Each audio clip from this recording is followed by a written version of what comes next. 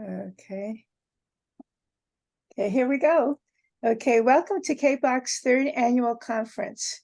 Thank you for joining us at our third annual conference, which is geared to keeping you informed about the latest best practices and sharing our experiences where CABOC makes a difference in their communities. For those joining us for the first time, a little background about CABOC. It was founded in 2019 by Jack Weir and Anton Youngher to fill a gap in training citizens who serve on their local citizens bond oversight committees. The guiding principles for CABOC is based on the 2017 Little Hoover Commission Report 236. The Little Hoover Commission, an independent oversight agency, promotes the economy and efficiency in state and local government. In the report, recommendations were made to develop easy-to-access online training materials for members of citizens' bond oversight committees.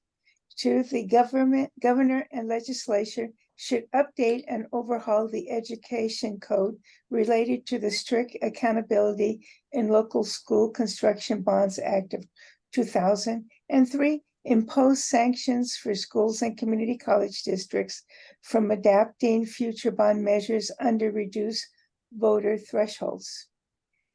CABOC is the only statewide national nonprofit organization existing today that addresses these recommendations.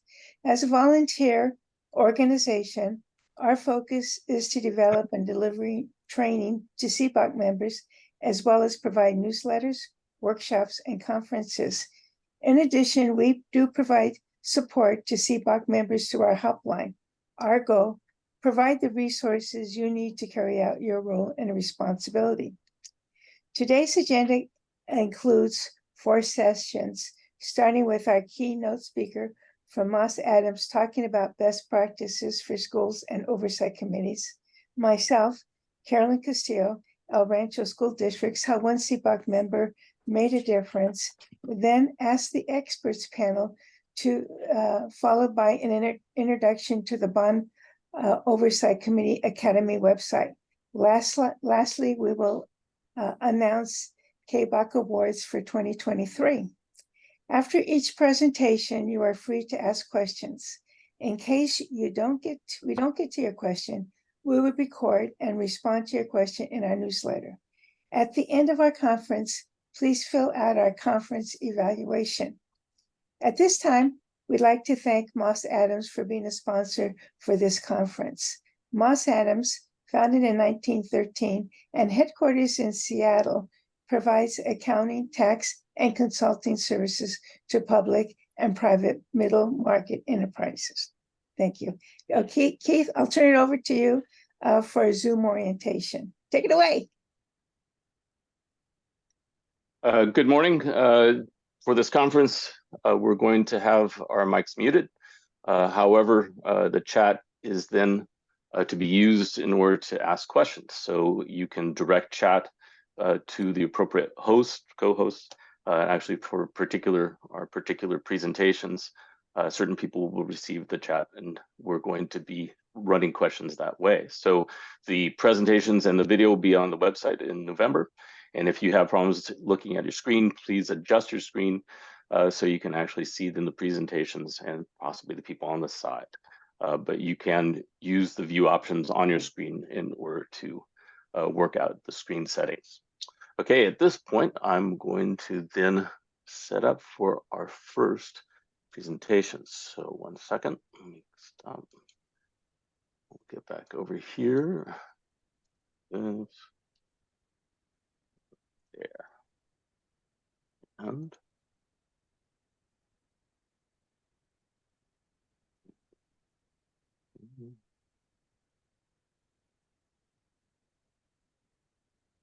there we go. Okay, thank you, Keith.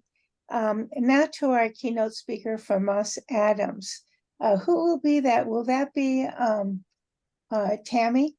And I see Tammy and Arthur are from Moss Adams. Is Steve going to be participating? Yep, Steve is headed into the virtual room right now. Okay. I'm happy to get us kicked off if you'd like. Yeah, why don't you launch it, Tammy? Thank you. Okay, great. Well, thank you, everyone. Good morning and happy Saturday. I'm glad to see that everyone survived Friday the 13th. We are really excited to be here today and kick off this year's annual conference. This morning, we're going to cover best practices for school and oversight committees and really focus on capital planning best practices and capital program best practices as well. As Carolyn mentioned, we do welcome questions from the audience, so feel free to use that chat function, and we're happy to answer any questions that you might have. We can go to the next slide, please. Great, so we're going to do some introductions. So Steve, if you're on, do you want to go first? I'm on. Thanks, Tammy. Can you hear me? Yep. Great. Good morning, everyone. My name is Steve Becchetti. I'm a partner at Moss Adams, and I lead our construction advisory team. We do a lot of various services, including performance audits for school districts and other organizations, as well as construction audits. So we're really excited to be presenting today on best practices around master planning, construction delivery methodologies, construction audit, best practices and change orders. And we hope you find this material very helpful for your program. And I'll pass it over to Tammy. Okay, great.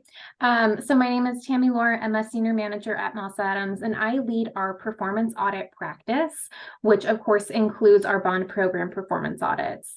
On a personal note, my mom was a teacher, and so I've always been very passionate about education and helping school districts use their increasingly limited resources as efficiently and effectively as possible. So I do performance audits not only on capital programs and on bond programs specific for school and community college districts, but also other facets of their operations.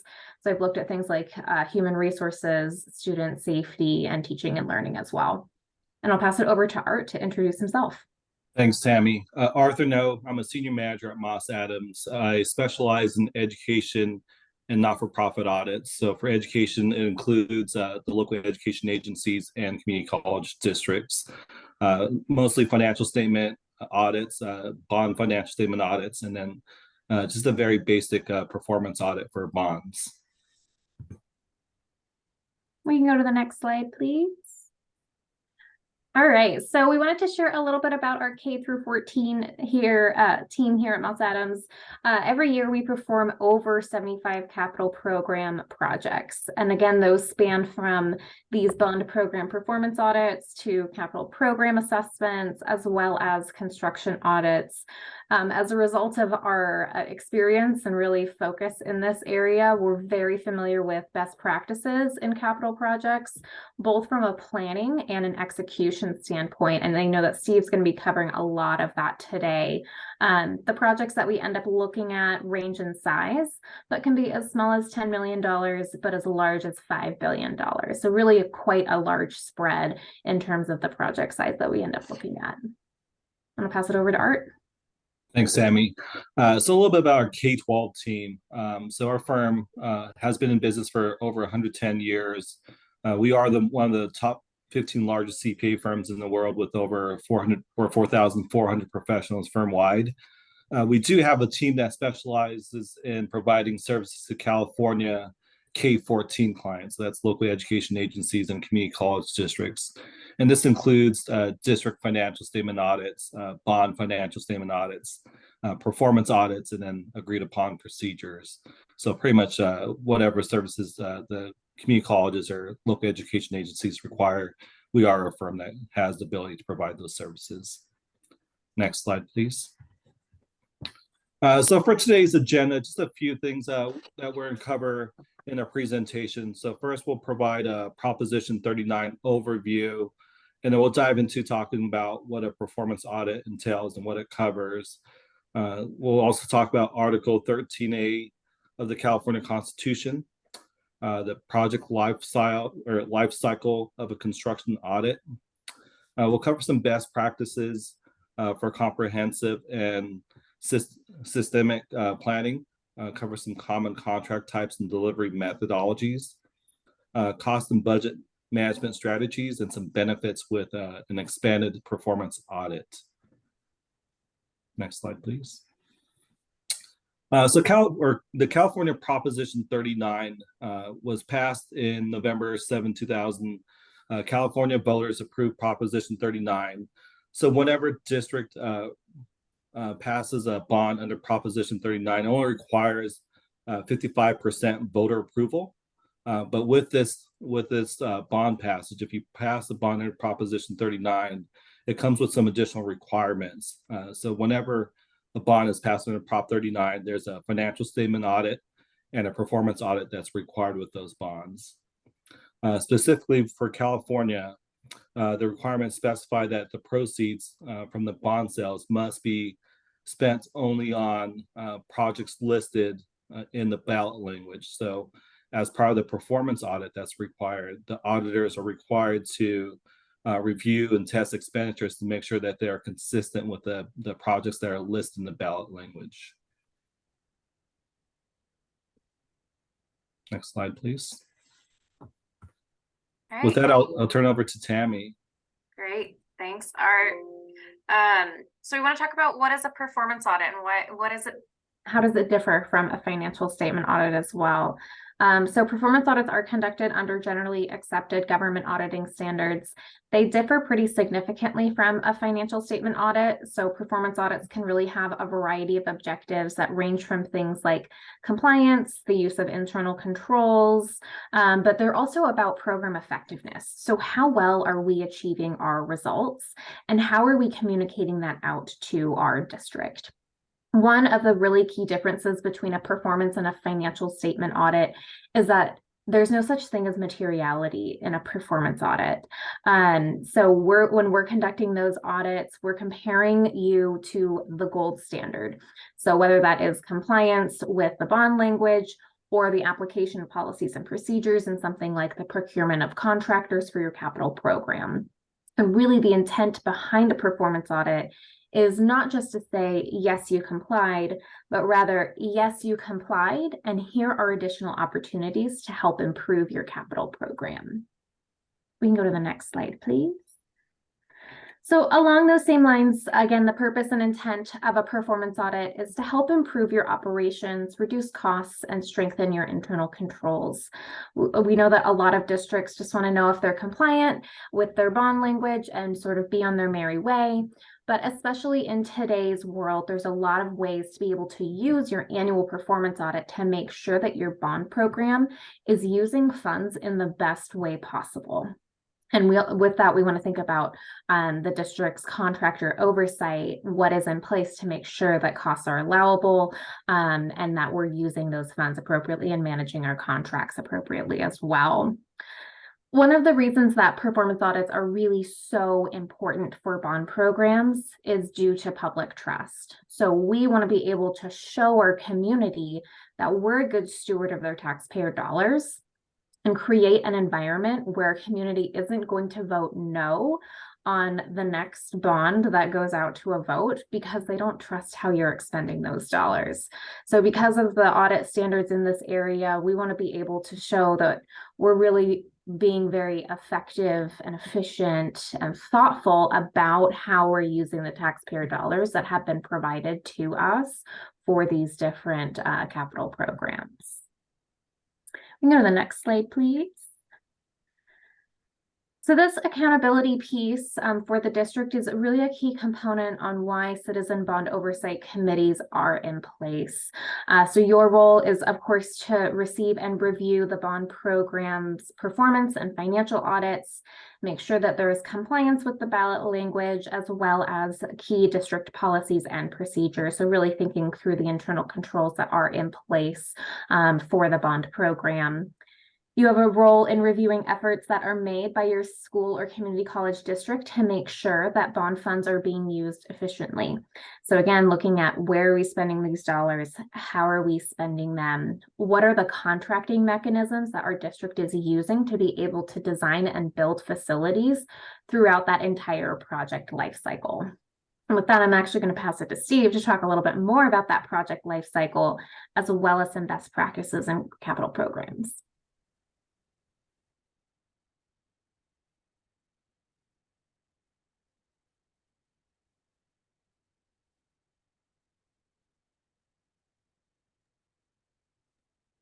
Steve is having, there you go. Yep. All right, there we go. I was having, when I was clicking unmute, it was not letting me do it. So yes, agreed with everything Tammy was just saying, that the state requirement is a minimum performance audit, but there's a lot of expanded performance audit procedures that can be applied to make sure that your program's operating in terms of best practices.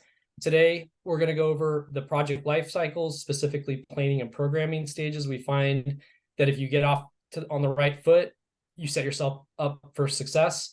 When we do our performance audits or construction audits, these are the various phases. Each phase carries its own kind of risk profile. Planning, which includes a lot of the master planning, types of scopes that you're going to be executing, the prioritizations of those scopes. The programming is where you're making sure that you have the right staffing modules in place. You're utilizing the right contracting delivery methodologies. You're setting up your systems to be able to track progress of the budgets to plan. And then we go into the other areas of design, construction, and completion, where if you do the master planning and programming correctly, the design and construction phases, you're really ensuring that the vendors are performing per the contracts that you've established. You're tracking performance at an itemized level against the bond program requirements. And then you're able to detect early risk, whether it's schedule issues or change order issues, so that your team is able to identify risk early on to mitigate it. But today we'll be focused specifically on planning and programming. So next slide, please. All right, during the planning phases, when we do our performance audits, we're really looking at policy procedures and the governance structure of your organization. We'd like to see broad participation with the needs assessment. That needs assessment for your program will really drive kind of the bout language of the funding alignment, where we would expect to see very specific language on which projects are going to be executed to promote that accountability and transparency within the community. It's important to facilitate project scope definitions with many people within the community as well as the district, so that you are able to right size the budget scope to maximize the use of the funds. And what's very, very important is ensuring that you have a prioritization schedule. So based off the needs assessment and your funding, generally we find that districts can't execute on all the needs of the particular school. So having that prioritization schedule communicated early on is extremely important, so that if you do have, for example, like cost escalation or other changes to the program that impact your ability to execute on all, you have that prioritization schedule that's clear to help promote transparency and accountability of the program. And then finally, communication with process and progress meetings. This includes both the district, the CBOC, and the community. So it's really important that when you go through the needs assessments, the funding alignment, defining what the scopes are going to be, that you start coming up with the communication strategy through those three channels, making sure that you are reporting where the program's currently at, where it's going to be, and setting up kind of those reporting mechanics so that you can report frequently to those various stakeholders so that they are in the loop on how the money is being spent. Next slide, please. All right, programming. This is where you're really fine-tuning your master planning, all the policies, procedures around the master planning, making sure that on a yearly basis, for example, any changes are approved by the appropriate parties and reported accordingly.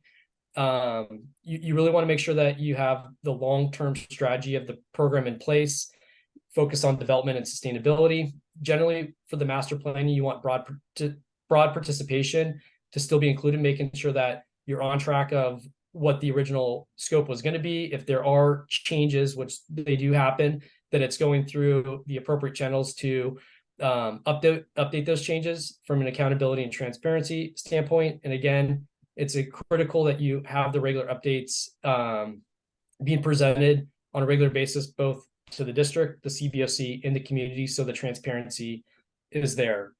Next, the CIP. It's important that you report. We generally like seeing reporting at least quarterly.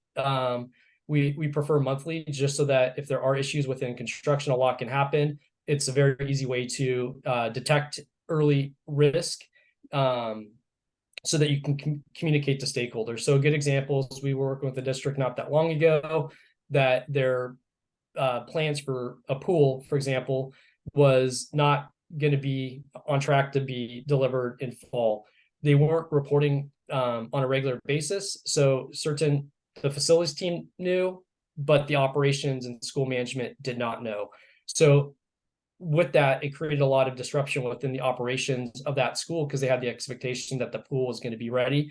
So having those, the plan and the regular reporting of the plan is critical so that you can detect those types of issues so that you're in alignment as a district in total. Next, assessing staffing models. We see a lot of different programs either do it all internally or they procure for some third party to handle the entire program. Generally, we like seeing somewhere in the middle where you are getting that best practice support from a third party vendor, but you do have the people internally that are managing and taking full accountability of the program. We find that if it's internal, completely internal, sometimes it can be not as efficient and effective from a cost standpoint. And I think we've also seen where people procure the entire the program, and it's not really executed in a way that is in the best interest for the district, where you just have too many consultants around. You don't have someone reviewing, kind of making sure that they're executing the program to spec. So really understanding your staffing model, making sure you have the right oversight controls within your district so that you are managing consultants. And if you are all in-house, maybe doing some price competitive analysis, making sure that your program is efficient and effective per market standards. Next slide. Okay, next, the procurement strategy. So we'll be going over this a little bit in further detail, really understanding your program, your project scopes, and then making sure that using the right construction delivery methodologies as well as contract types. We find that if you use the wrong construction delivery methodology, you could be paying more than you should, as well as if you're utilizing the wrong contract type, you may be paying more than you should. So we'll be going into details of the various construction delivery methodologies, contract types, right to audit clause, and best practice around cost of work definitions. Defining program control structure and procedures. So we're accounting firm. We love seeing defined policy procedures, really defining who's doing what within the program. That could be for internal and external people that are supporting you in your program. We like the policy procedures defined for a couple reasons. One, you need to make sure that you're compliant with public contracting code. Two, you really want the segregation of duties clearly defined on who's doing what, so that it promotes accountability and transparency within the program. And then when you have it all documented, one, we can ensure that, or an advisor can ensure that it's competitive in line with best practices. And it serves as a very good training manual. Sometimes we go to districts and there's new people within the program. They don't really know all the different requirements and didn't have a policy. So they make some of the common mistakes, whether it's non-compliance with public contracting code or best practices, that can be very costly. And next, the project scheduling. When you get your scopes defined in your contracting methodology determined and contracted, it's really important to have the project scheduling reported and defined, just so that you're ensuring that the project scopes and delivery of those scopes are occurring as they need to be done. Next slide. Okay, and then keys to success. We're very big on reporting. So for those out there, and this is a pretty small group, for those that you work with in your district, how many does it take a long time to get reporting, or how many of you do you get real-time reporting? So maybe who out there gets reporting real-time whenever they want it? Anyone? I'm seeing no hands. So I'll take that generally for the most of you, if you're saying, hey, where's the program right now? Like where's the status? I'm assuming for most of you, it takes a little bit of time to get that information, if you can get that information. So really, when you get the bond program, work with the district on kind of the reporting expectations that you'd expect to see.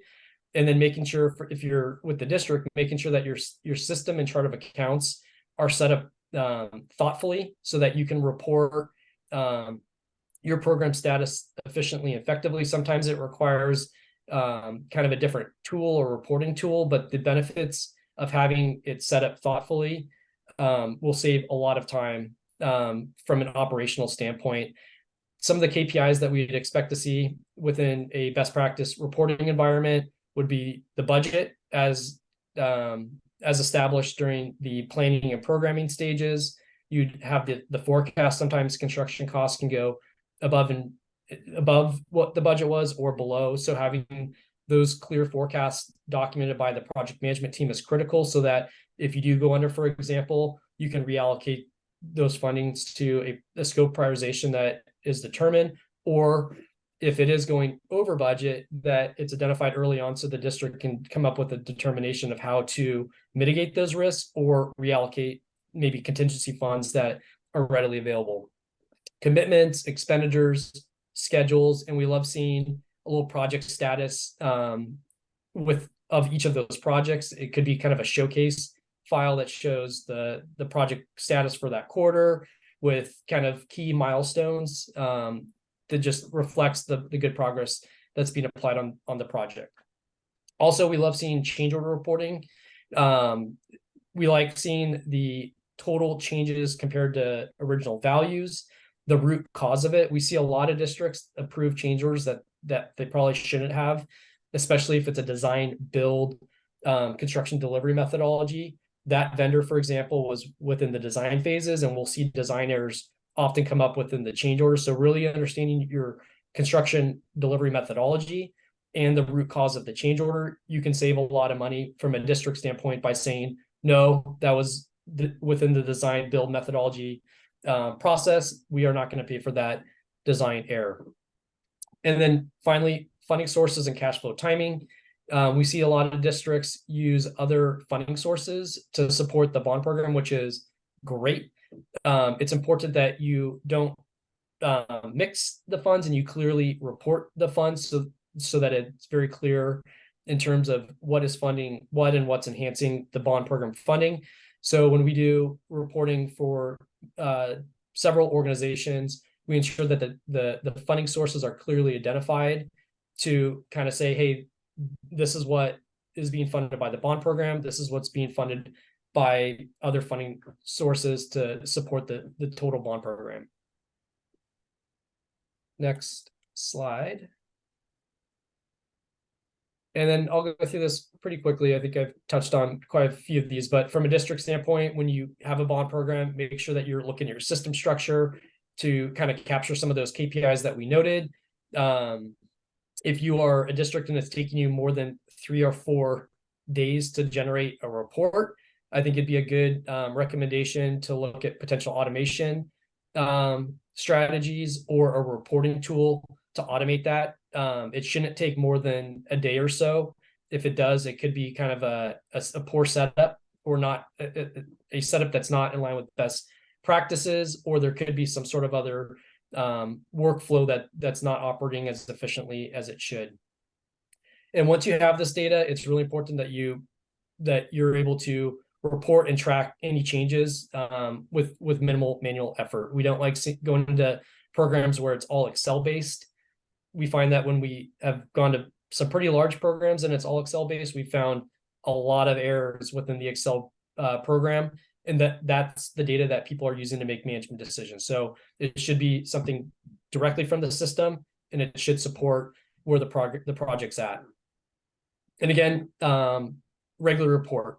Once you have the system ready to go, you should be able to run the report real time. It should have updated forecasts, schedules, maybe monthly, for example, so that you're able to track the progress of your program. Next slide. All right, so here are the common construction delivery methodologies, and I'll go through these briefly. So the design bid build is probably the most common one, where you design it, you bid it, and then you build it. It's generally it is the low responsive bidder in this case. We do see a lot of change orders in the design, bid, build, construction delivery methodology because the contractor's not involved in the design phase. And we often see design errors or gaps identified in the change orders. So making sure that when you do those, have a good architect that is familiar with school district requirements to help minimize those types of changes.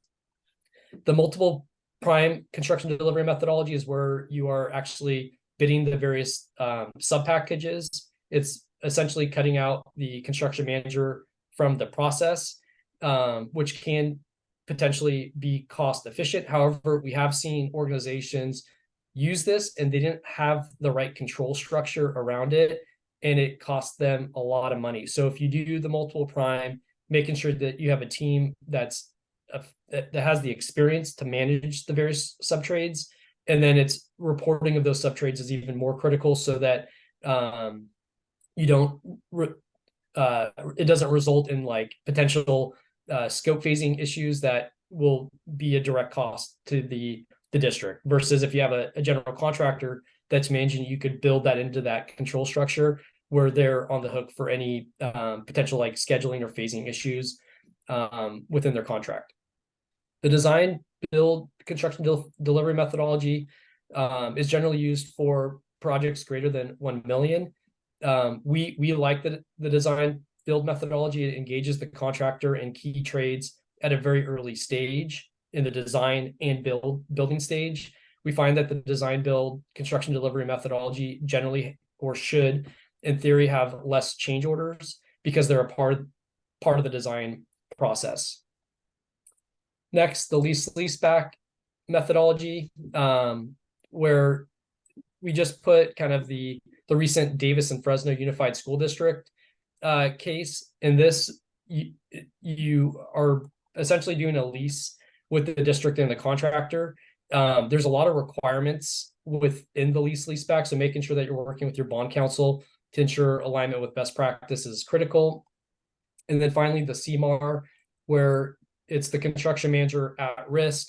Generally, these are structured with a GMP contract and have contingency and allowances. And this basically puts the risk of the construction project with the contractor to execute the work. If they do not, then they're at risk for any cost overages. And again, working with your bond counsel is critical. Making sure that your policy procedures have the right thresholds is critical, so that when you are determining the construction delivery methodology for each of your projects, that one, you're compliant with PCC, and then two, you're executing it in alignment with kind of best practices. Next slide. All right, the various contract types. So we'll see a lot of design build contracts, for example, that are lump sum. We really like the guaranteed maximum price contract when the cost of work definitions are clearly defined.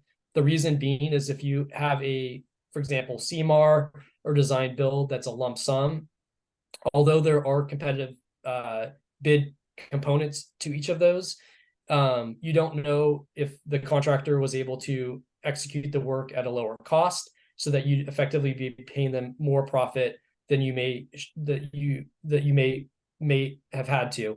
So the guaranteed maximum price, which we'll go into a little bit later in terms of kind of best practice control structures, you're effectively able to go into the contract and audit it, making sure that if the stated fee, for example, is like 5% on construction costs, that the contractor is just making that 5%.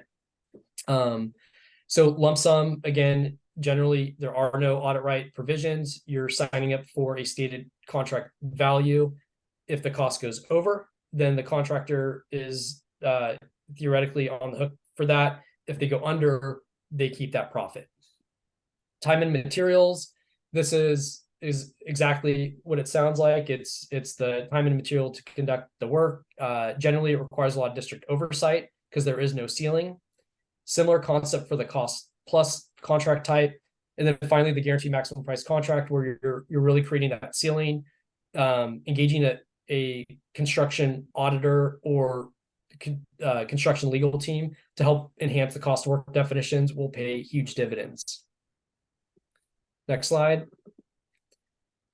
And this is, if you take one thing from this presentation is the right to audit clause. If you are using leaseback, CMAR, design build, construction delivery methodology types, popping in a right to audit clause, you can easily find one on Google. If you just type in AIA right to audit clause, this allows the district to go in to confirm that the costs are for the project, and if there are potentially any underruns on the project, that those funds are moved to the district.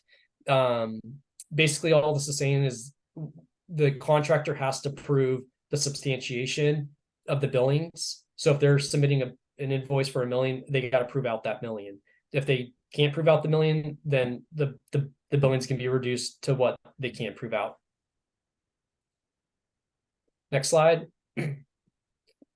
And here's some best practice controls. When we do our contract consultations on GMP contracts, these are the various cost types that we'll go through. So we provided some of the risks for each of the cost types. This is a good slide or kind of a checklist for districts to go through when they are doing a GMP contract type. And for example, like labor overcharges, we'd expect actual cost, for example, with timekeeping documentation requirements, so that when someone's being applied to the job, you can validate, one, they're for the project team, they're not a corporate overhead, and that you're not paying them more than that they're getting paid, so that it's not a hidden profit center.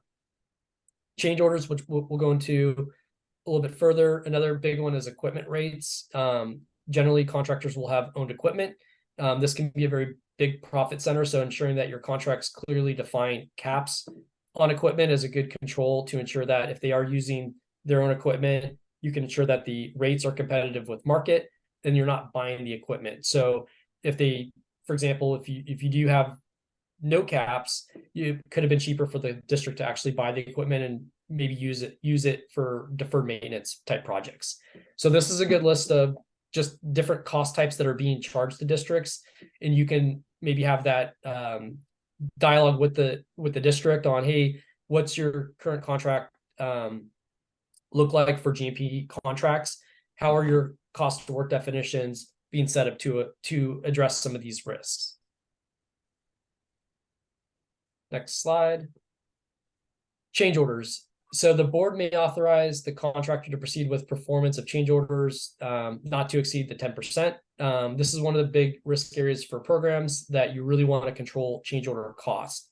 So our expectations is that we would see the RFIs, the CORs to support the changes. We like seeing the root cause of the changes and all the substantiation for that change. When we do our contract consultations, we have really good right to audit clauses around change orders that require all substantiation for changes to be supported. And understand the scope or the root cause of the change is critical. We find a lot of programs agree to changes that they shouldn't have based off the construction delivery methodology, or just not the experience to push back on things that should not be their cost. So understanding the root cause is critical. Also, having architect and engineer approval for changes can be helpful, because they can support saying, hey, maybe this was a design build, bid build project. This design error that you're claiming is not a design error. So having that support from them it can be very helpful. And finally, when you go through the root cause, making sure you're not paying for subcontractor, GC, or engineering architect errors. If you do see those within change orders, that is a good opportunity to push back on those changes. Next slide. And then the benefits of performance audit. And this can also just be an audit, AICP consulting standards, but the audits really provide that third-party independent review of the program. It helps with kind of the efficiencies and cost control structure. They should not be a gotcha moment. The performance audit really should be a tool to support transparency, accountability within the program, and alignment with best practices. Also, it's a good tool to detect early on risk. The earlier you find a risk, the better it is for the program.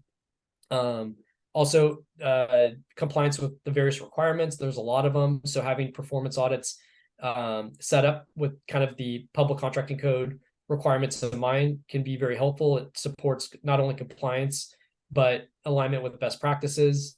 It helps.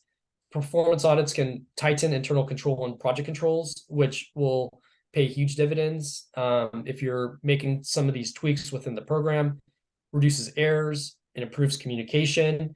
And I think the biggest one is if the performance audit's done correctly and constructively, it supports kind of that continuous improvement culture. We go through a lot of programs, people make mistakes, it happens.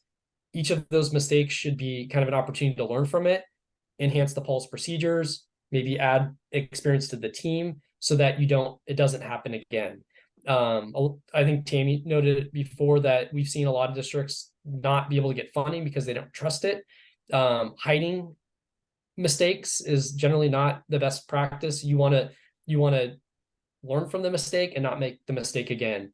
And you're doing this to protect the stakeholder funds and be accountable to the community. So I think the performance audits can be a very, very good tool from that independent, objective, outside look. I think we're almost at time. Yes, I think you've got about 10 minutes for questions. Is this your last slide? Oh, here you are. Perfect timing. Unbelievable. Good job.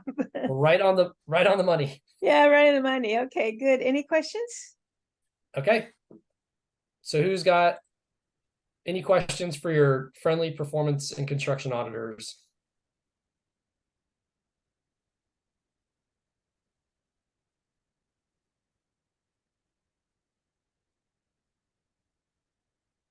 Oh, looks like Mike. Okay, we have what, TKM is Also, please direct Okay. questions in the chat. Since everybody's muted, please direct questions in the chat to Stephen or Tammy or Arthur. That's how direct questions. Okay, so if we have any direct questions? Not yet. Maybe I'll make a comment. So I'll start off and it's a very good presentation. You covered a lot of area in your presentation of all the things you should do. Because when you see mine, you'll see all the things that didn't quite work the way it should have worked.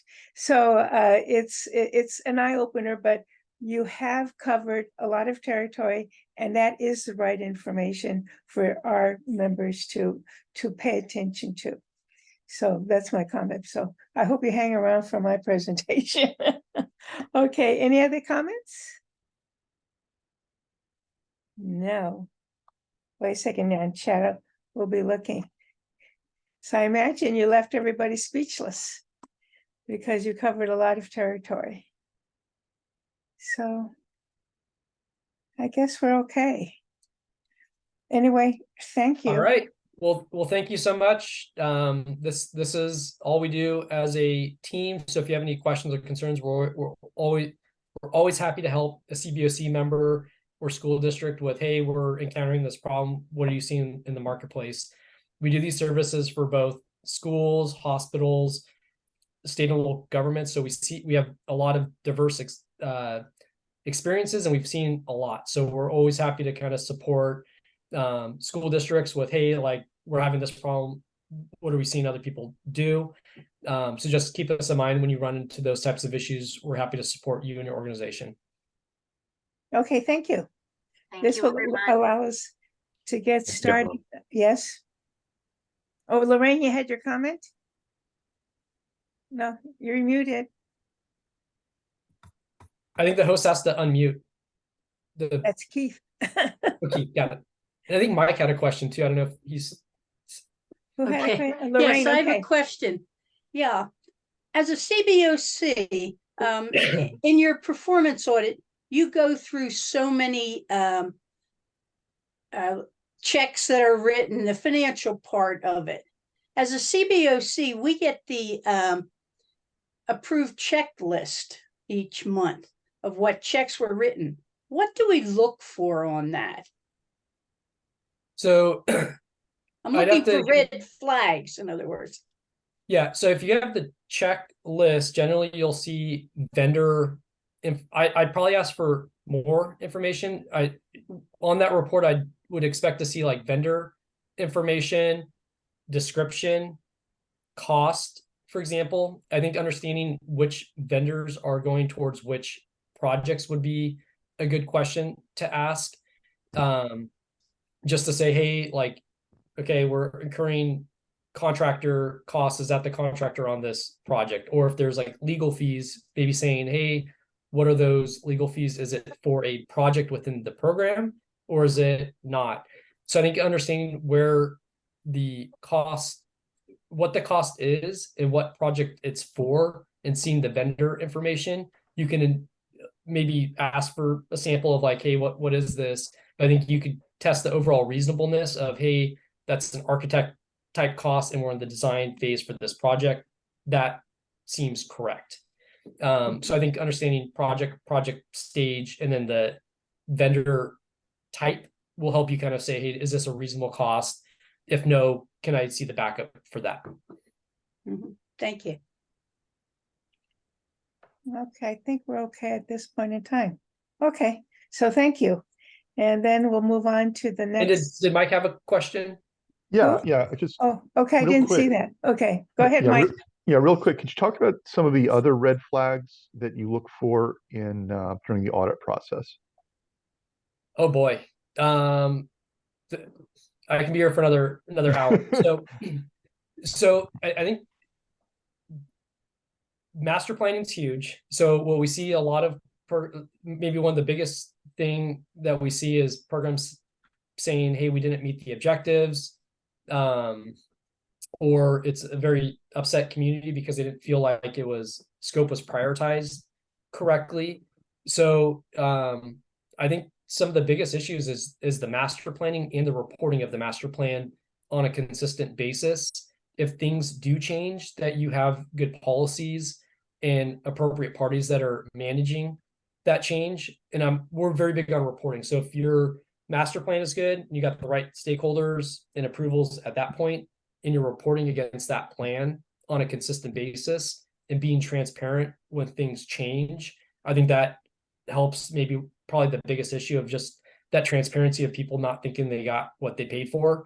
Other issues, it's the right staffing mix. I think we often see people that they're very smart in their field, but they've never managed a construction program.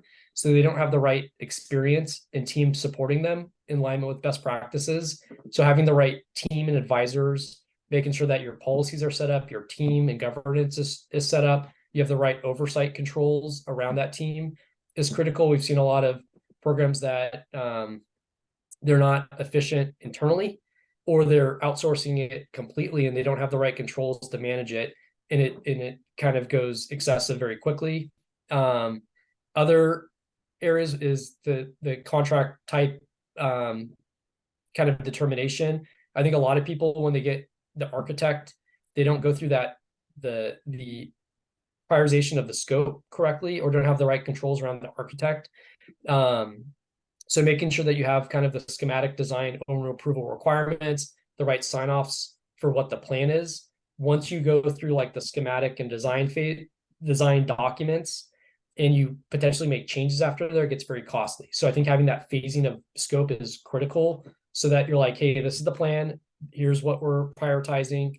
Here's the right parties that are approving the schematics, not changing it. We've seen just many instances where they kind of have a very small team doing the schematics, and they get Keith, recording stuff in progress. Okay. So yeah, so I think the right contracting controls and approvals of what the scope's going to be. And then Tammy, I'm assuming you got one that's near and dear to your heart. Okay. I think we're done. I think we're pretty close to being done. Tammy, did you have a comment real quick? We only got a couple of minutes before we. I just said, I just wanted to add change orders to that mix. But that's one of the big red flags that we end up seeing is what's the dollar amount on those and what's the approval. That's good. Okay, I guess that's it. Thank you. Great.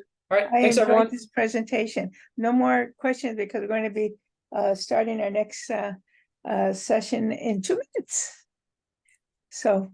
All right, thanks everyone. Ready to move the slides over. Go ahead. I'll be Okay. speaking, so you'll see what I've done.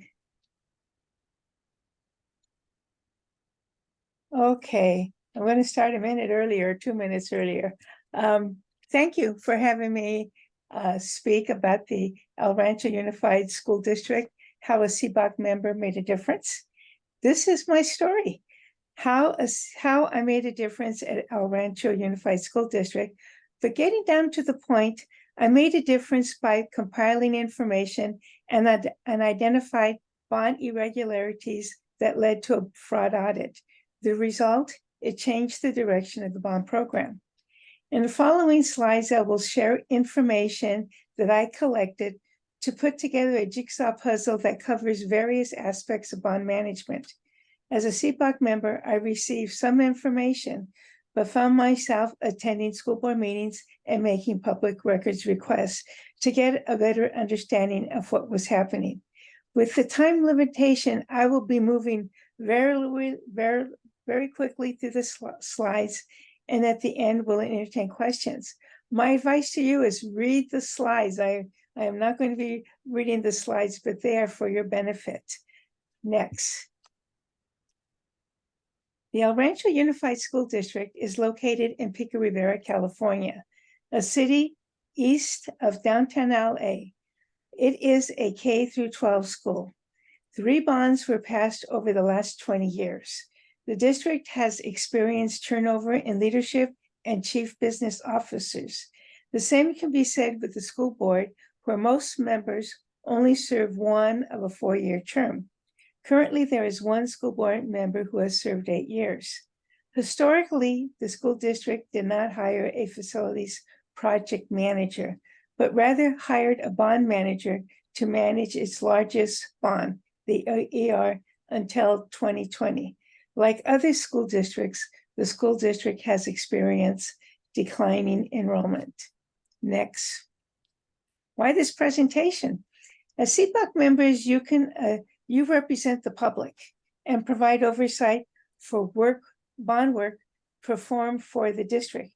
Your job is to ensure mismanagement and waste is prevented and the district delivers what the community expected.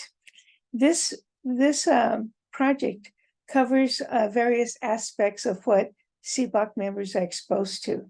The information shown is collected over a 3-year period, what resulted in irregularities to justify a fraud audit. Mismanagement and fraud were found.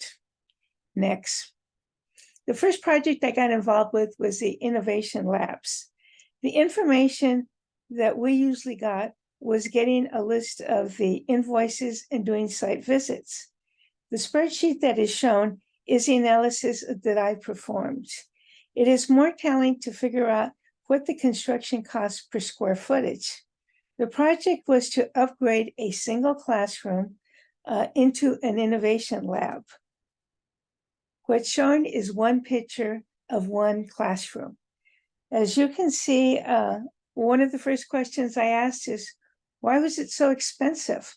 You're looking at $681,000 to do one room. I just didn't understand, why did it cost so much?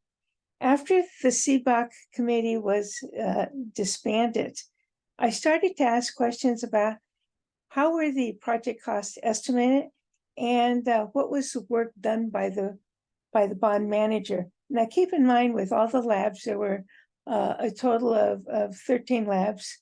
The average cost was about $650,000, and the square footage was about 900 square foot per lab. So think of it this way: if your house is 1,000 square foot, would you spend $680,000 to upgrade it? Think about it. Okay, next slide. The bond manager. Let's talk about the bond manager. The bond manager was hired in 2014 to develop the facilities master plan and continued to work through the bond projects through 2018. Construction was continuing, reports were presented at school board meetings, and no one was really questioning the costs and recommendations. One of the first things I looked at was how was the bond manager selected? There was a request for a proposal and evaluation for the facilities master plan. However, the evaluators included the superintendent and a school board member. This is an irregularity. There was no due diligence performed at the time.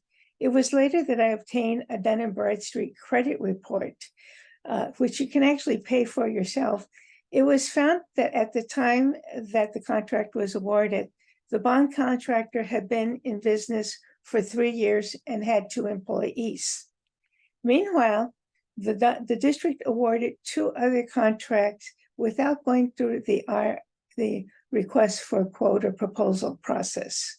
For the first, the innovation labs, it was never questioned, they just got a contract. The second contract was for $10 million, and it was considered to be grandfathered to continue work on the bond program. Another irregularity. This work continued. When you issue a contract for $10 million, that is a violation of the contracting code. As the ER project was proceeding, I went from a watchdog to a hound dog to look at how the projects were proceeding. I reviewed contract details, deliverables, invoice approvals, and questioned the bond manager's recommendation at school board meetings. Next slide. Need a water. The bond manager completed the facilities master plan. It was accepted and presented to the school board in 2016, 2 years later. It was accepted, but nobody really understood the deliverables. The master plan typically covers the demographics as well as the facilities condition assessments, and using that information, develop recommendations. In this particular case, the bond manager recommended that the high school campus, the buildings be replaced. Now, the master plan is flawed. It was based on 5 elements: the building functionality, building condition, site functionality, and key performance indicators. For the non-facilities person, it seemed reasonable. So did the rating. They did ratings that looked at storage, windows, ceilings, ventilation, color, and adjacencies that were factored into number, just a number. It is important to have real data, the asset listing that includes the building systems and equipment, its age, the condition of walls, roofs, floors, plumbing, and electrical systems. This missed it, but we did proceed with the decision of replacing the high school. Next slide. The recommendation was to replace the high school. As you can see on the picture to your left, that's an aerial shot of what the school looks like. It says, but when the recommendation came in, there was no plan on what would be rebuilt.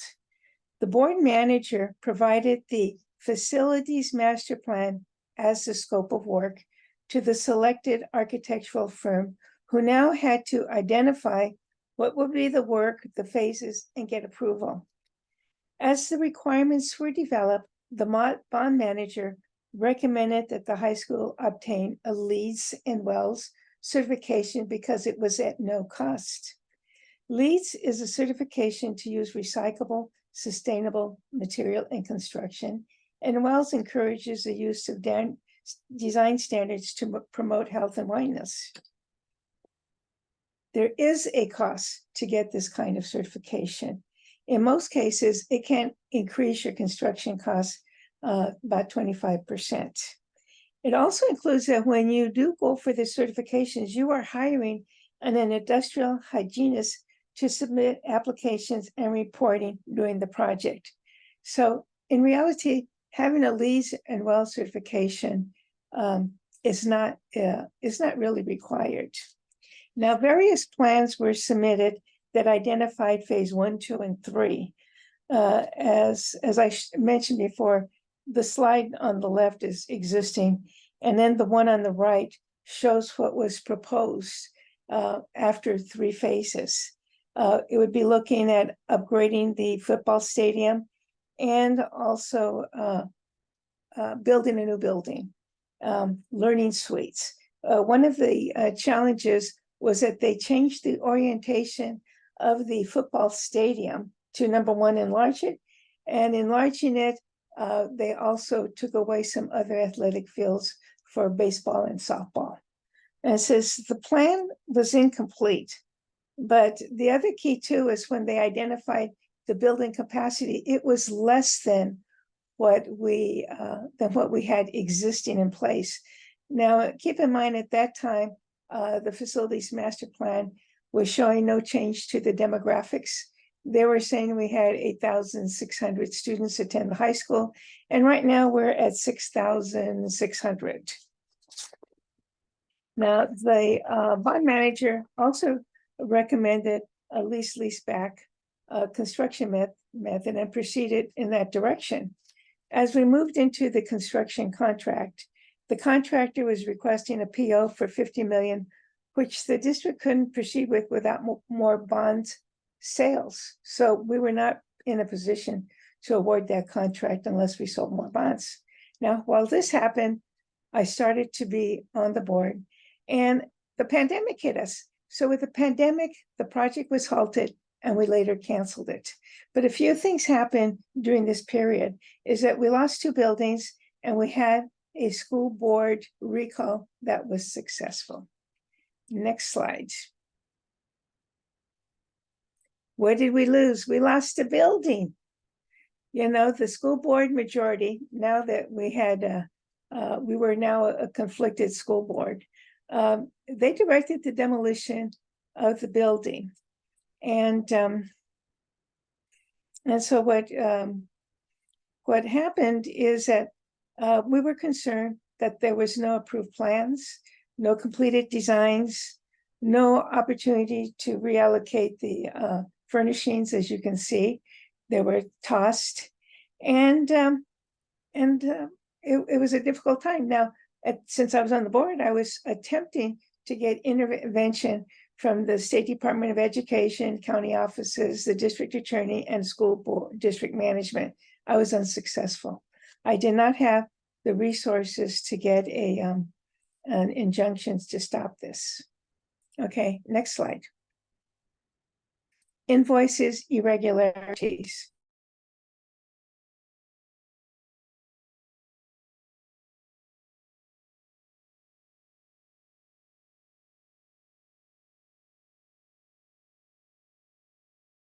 Payment and approved.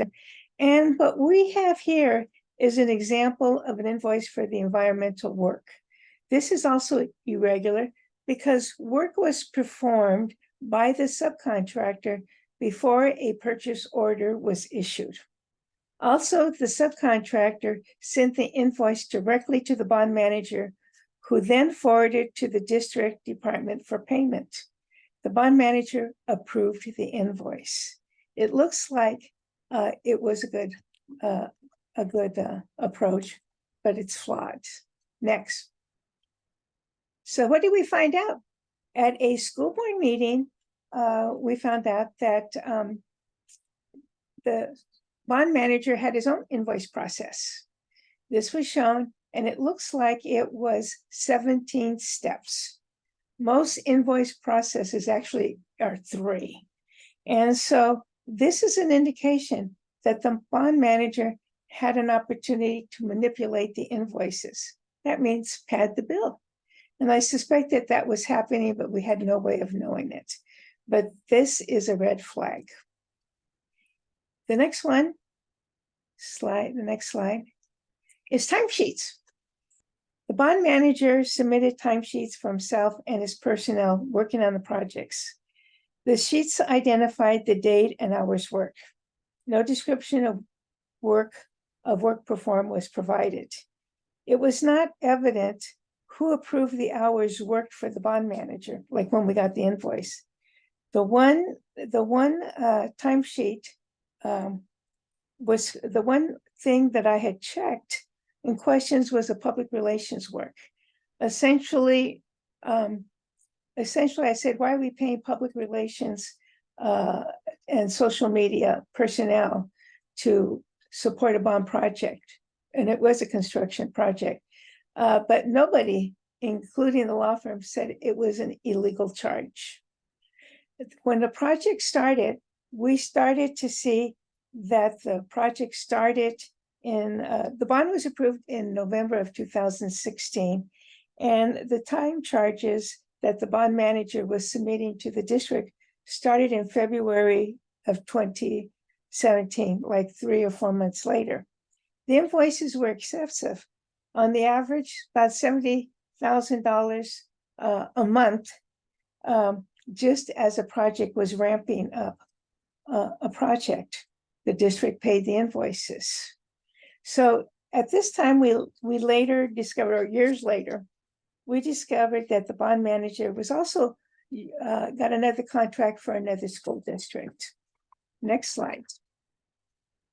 With the help of CABOC, we had a person, this is prior to CABOC being in existence, we found that the bond manager had another contract with a different school district. And we requested a public request of their times sheets submitted by the bond manager and his staff. We then compiled the information that identified by month the hours charged by date. This was duplicated. When you look at employee number two, you can see the double building. Keep in mind that the average number of hours worked per month is 167 hours. So when you see one employee charging 2 districts, 120 hours and 160 hours in 1 month, the hours are false. This is where we found the fraud in the double building. One of the other school districts that I won't name, but the second school district is El Rancho Unified School District. What I sort of find difficult to accept is for employee number 2, which was a PR person, that for probably about a 15-month period, she charged to the bond program $205,000. And so we did write complaints. We did send information to the district attorney on those duplicate buildings. Next. The other area that we did find was political action committees. We had got information about the first action committee was for soliciting the bond campaign. And that was early on before the bond actually got approved. Now, several contractors working with the AEE and ER firms contributed to the campaign. This, in some cases, could be, just sort of a safeguard. It's not illegal, but you want to make sure that you don't run into this pay for play. The big irregularity I found out with that first contract for the first pack for the bond campaign is that they identify not only the contributors, but who they paid as campaign consultants. There were at least, of the 16 campaign consultants, there were more than 8 that were fake. They had fake names and fake addresses, but they got paid anything from $300 to a couple of thousand. They got paid. And in the second pack, one of them, they were contributing to school board members' campaigns.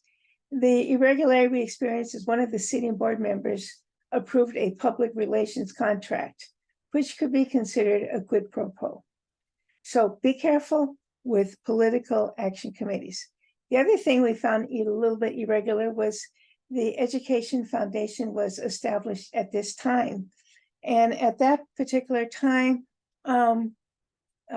the bond manager was actually, and some of the school board members were actually sitting on the president and the board of that foundation. Now, we complained about it, but we found out that most of the paperwork wasn't submitted, and really the educational foundation was really not a valid mechanism, but they did establish it, they did collect money, and they did spend the funds. Next. So where are we now? Believe me, it's been a journey, and we made several changes. We have a new superintendent that started in July 2022. We have a new bond financial manager. While we don't have a facilities master plan, we have plans to purchase one. We did complete a district-wide facilities condition assessment report, and it was for 18 campuses. It's a software tool that we use, but it helps us to make decisions and make some decisions regarding the upgrading of facilities. The other key that's really important is that we are now driven to meet the public commitments. We have plans for a new aquatic center, an upgraded football stadium, and athletic fields. This has cost us about $70 million, with the groundbreaking in July of 2023. And in a couple of years, we'll see that done. We also have done some designs for upgrading the elementary cafeterias, 8 of them, and we upgraded the middle school locker rooms. So some of the work isn't just focused for the high school, but for other of our community schools.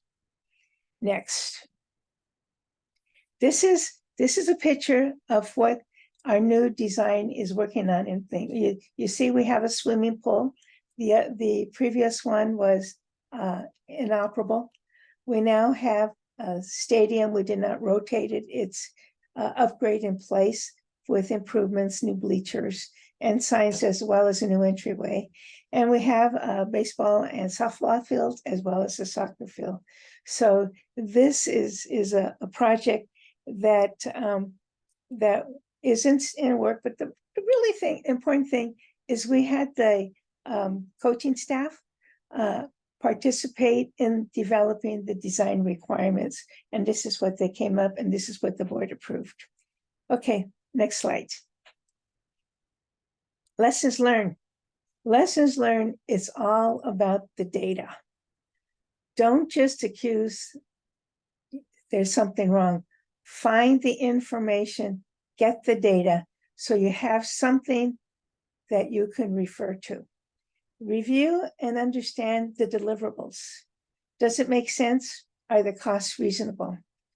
The other thing is, not all contractors are equal. Ensure that the district has hired experienced, honest contractors. Everyone wants a great facilities project completed for students.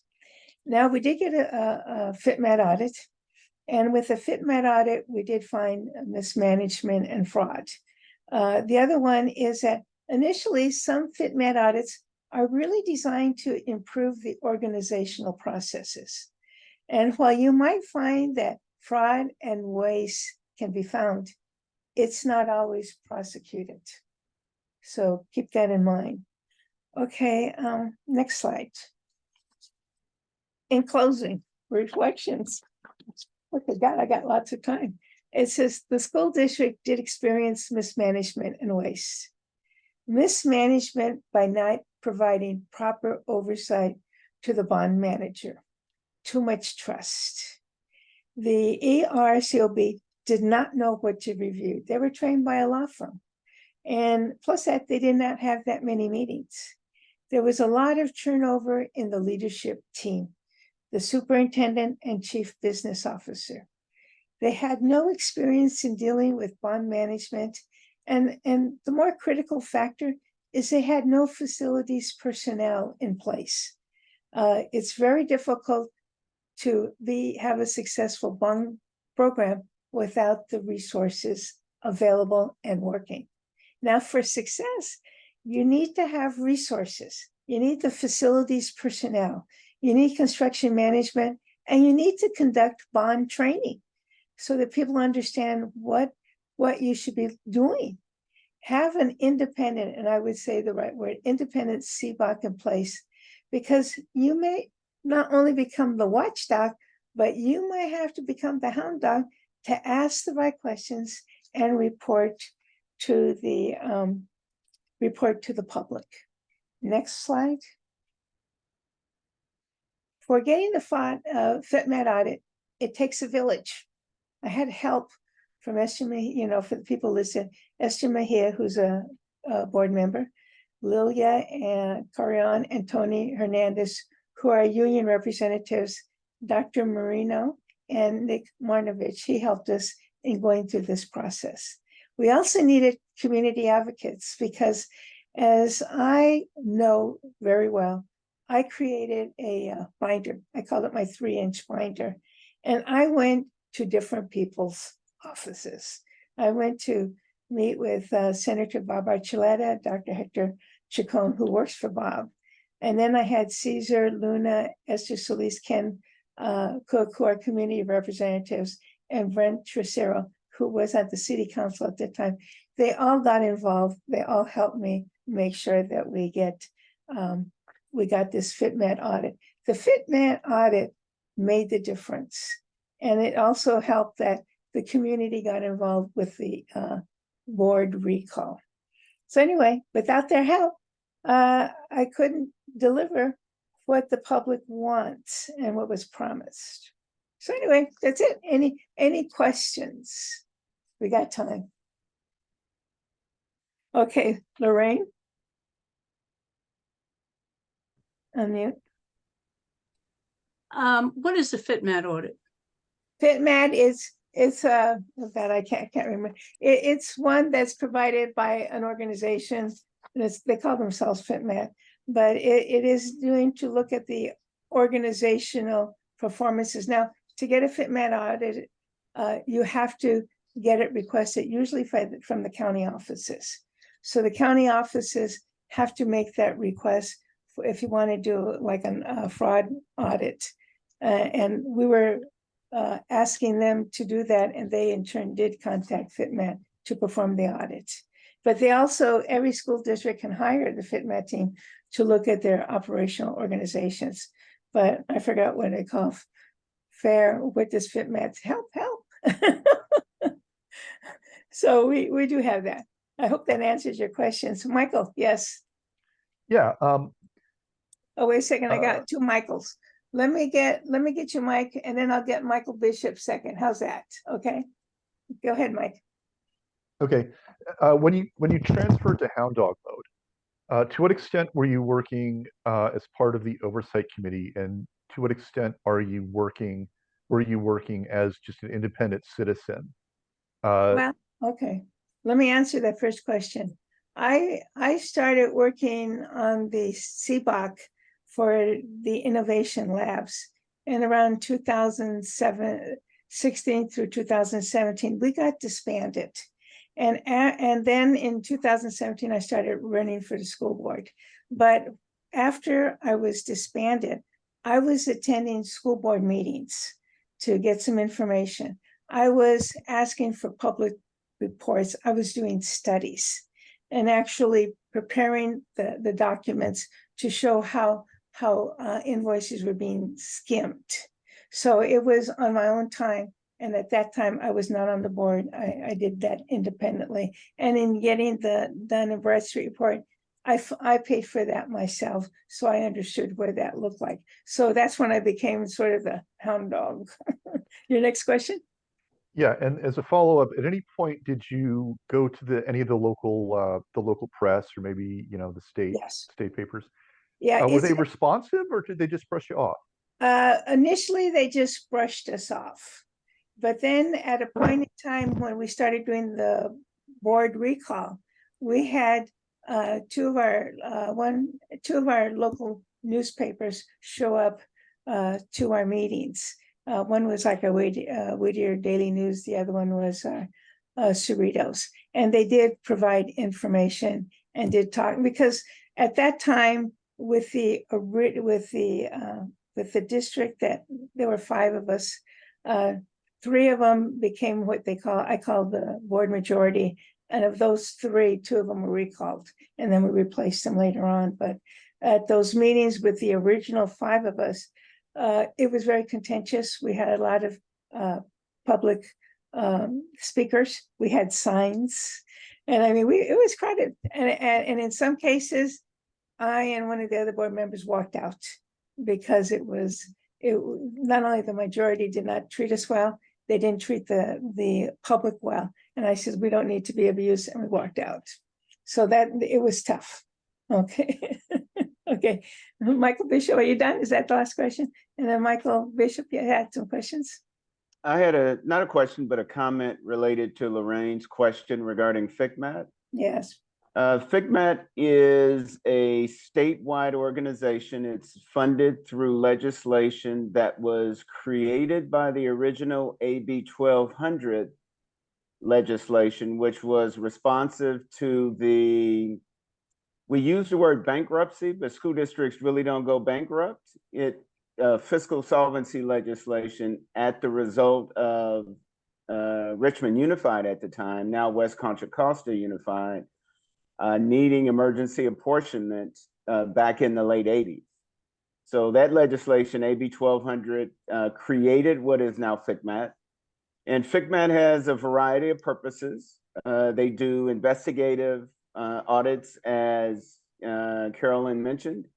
They do all forms of fiscal solvency work, training, advice to county offices, community college districts, school districts, the Chancellor's Office for Community Colleges, and the California Department of Ed for K-12 school districts. They have a website, fcmat.org, and I recommend all interested individuals go to their website. There's a plethora of information that you will find interesting as it relates to your role in CBOCs, but also if you're interested in the general topic of school district and community college fiscal solvency. Thank you. Any other questions? I hope this was in. I think, hold on, I think Laura has a. Laura has a question. I know, I got it. You know, I just wanted to mention I live in Bassett, and they recently had a horrendous FCMAT audit. The things that went on are unbelievable, and my frustration is that you know, the auditor assured us that he had more evidence than what was in the report that would be turned over to the DA. But my frustration is the DA hasn't prosecuted to the extent that the community feels that they should. The former superintendent and the owner of the bond construction management company are being prosecuted for embezzling the you know, the bond funds. But we're disappointed because the board member that was in on it with them, you know, I don't know why the DA is not going after it.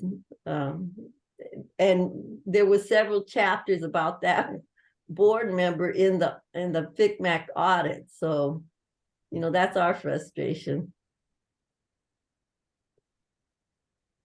Fraud happens. Yeah.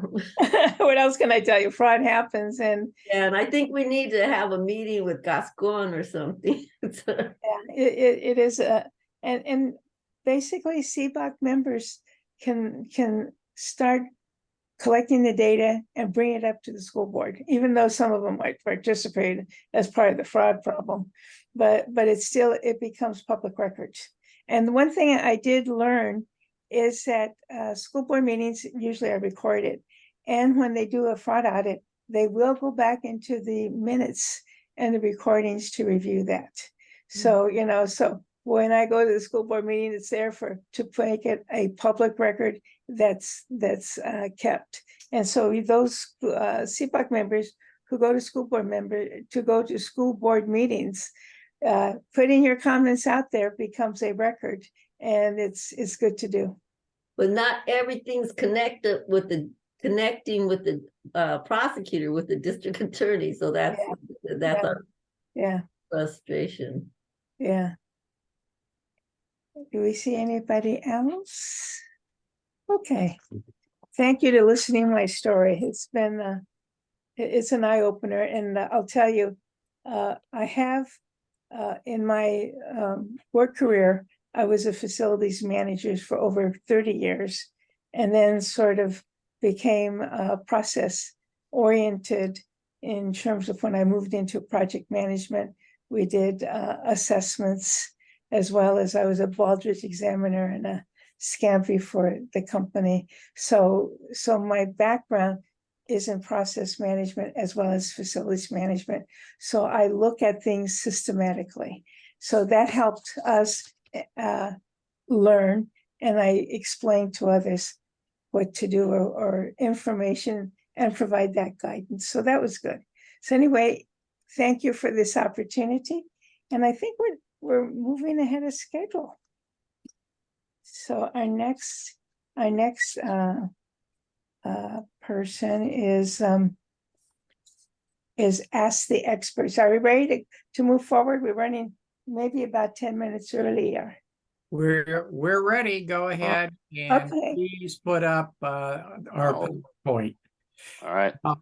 Now, again, please ask questions through chat and send them to me, Tom Rubin, and I will be moderating.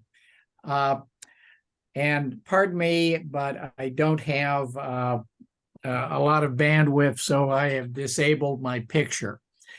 Now, what we're going to do is first go through the 4 members of the panel, and as each of you have your slide come up, please give everybody just a minute on yourself. First slide, please. Good morning, everyone. My name is Michael Bishop, as is shown. I am the current member of the Long Beach Unified CBOC. I am starting my 3rd 2-year term. I am the chair for the current year, and I have 2 years left on my term. I am a longtime school business official, retired from Santa Ana Unified as the chief business official. Previously was the chief business official in Paramount Unified, and prior to that, Compton Unified during part of its period of state administration. As a school district CBO, I had the pleasure of being involved in 2 bond programs, one at Paramount Unified and one at Santa Ana Unified. Since my retirement, I do consulting work. I've done interim CBO appointments, and currently spend most of my time doing coaching and mentoring of those that are or aspire to be chief business officials. Thank you. As you can see, by the way, the definition of the term is fiscal crisis and management assistance team.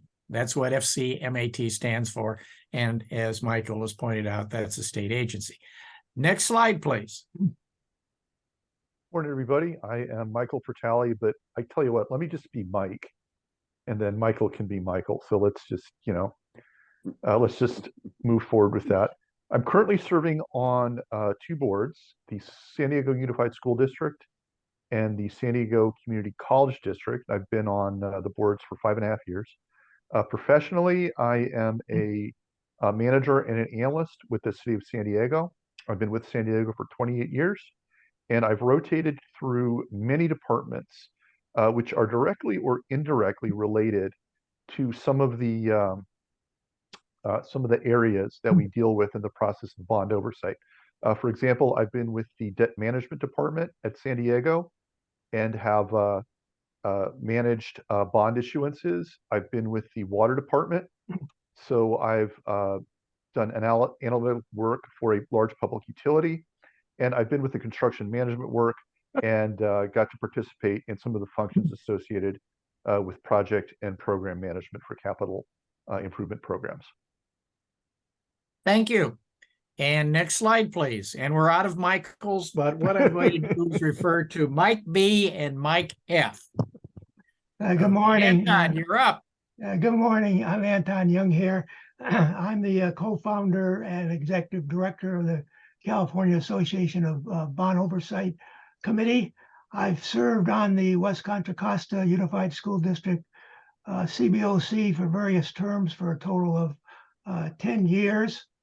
I've been the chief business official for 6 school districts, including San Francisco Unified School District. I was the chief school of business official for the Berkeley Unified School District. At the time when I joined them, they were under a state trustee. I was successful in getting the state loan paid off and getting us out of the trusteeship. During the tenure in Berkeley, I also was successful in getting a bond issue passed for facilities. So in my role as a school business official, I was intimately involved in getting the issue passed and getting it implemented. So I've been on both sides, on the school side and the Bond Oversight Committee side. Thank you. Thanks. Next slide, please. That's me. I'm currently on the Fremont Unified School District, CBOC, and I spent 17 years as a consultant to the Los Angeles Unified School District, CBOC, which had this nice little $27 billion school construction and modernization program. I'm a CPA and have some other professional certifications that make my mother so proud, but I won't bore you with. So please return to the first slide, please, and let's get into the questions. And I'll start by making a comment that came up on DAs and DAs taking criminal action. Unfortunately, what happens is that many DAs are very, very reluctant to prosecute white-collar crimes. I actually had one tell me that it's bad enough trying to prove a violence crime, but when you're trying to prove a complicated financial crime to 12 people who weren't bright enough to get off jury duty, they resist that. And many counties, the DA won't even consider it unless it's at least $100,000. And in LA, we were told it was $1 million.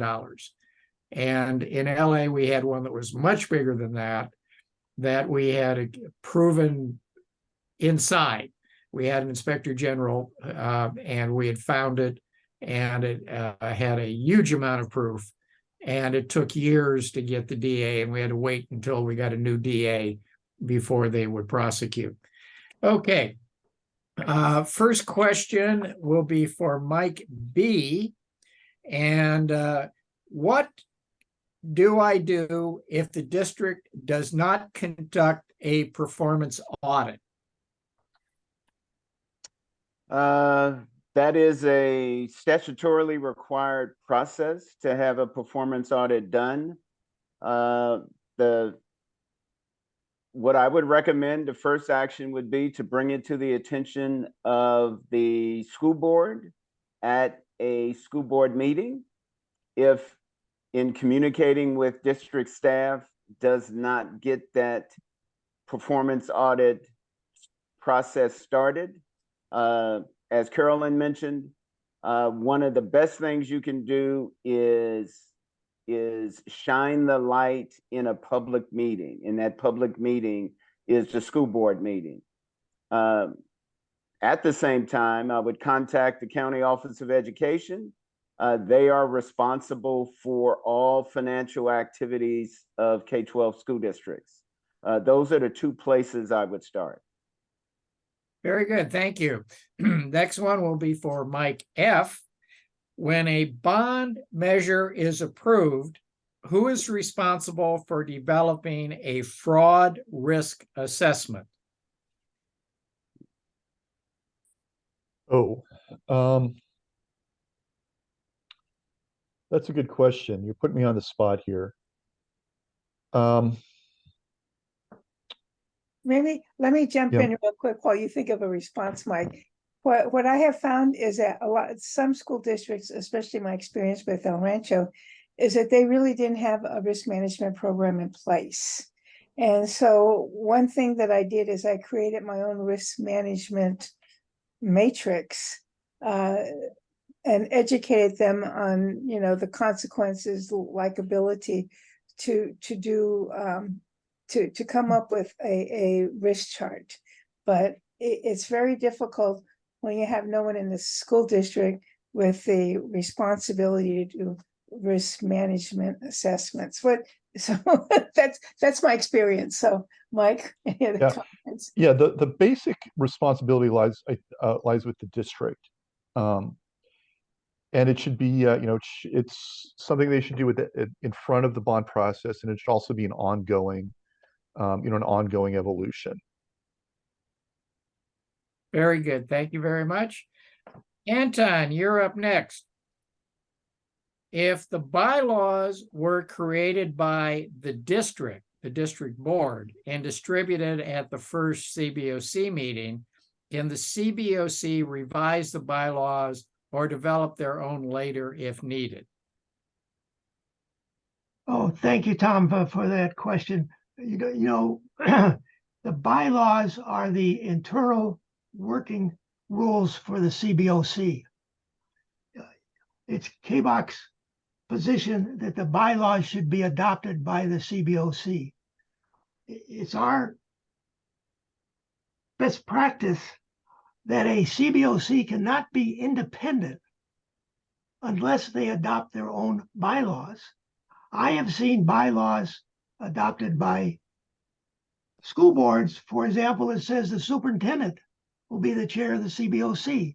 I've seen bylaws adopted by the school district that says the CBOC can only meet once a year. I've seen bylaws adopted by a school district that says that the agenda for the CBOC is prepared by the district. So it's my thinking that the CBOC needs to adopt their own bylaws. Now, you're correct. I have seen most CBOCs at their first meeting, they're presented with the bylaws adopted by the school board, and those bylaws are reviewed by the school district attorney with the CBOC. I think that's wrong. I think a CBOC should object. I think the CBOC, in order to be independent, must adopt their own bylaws.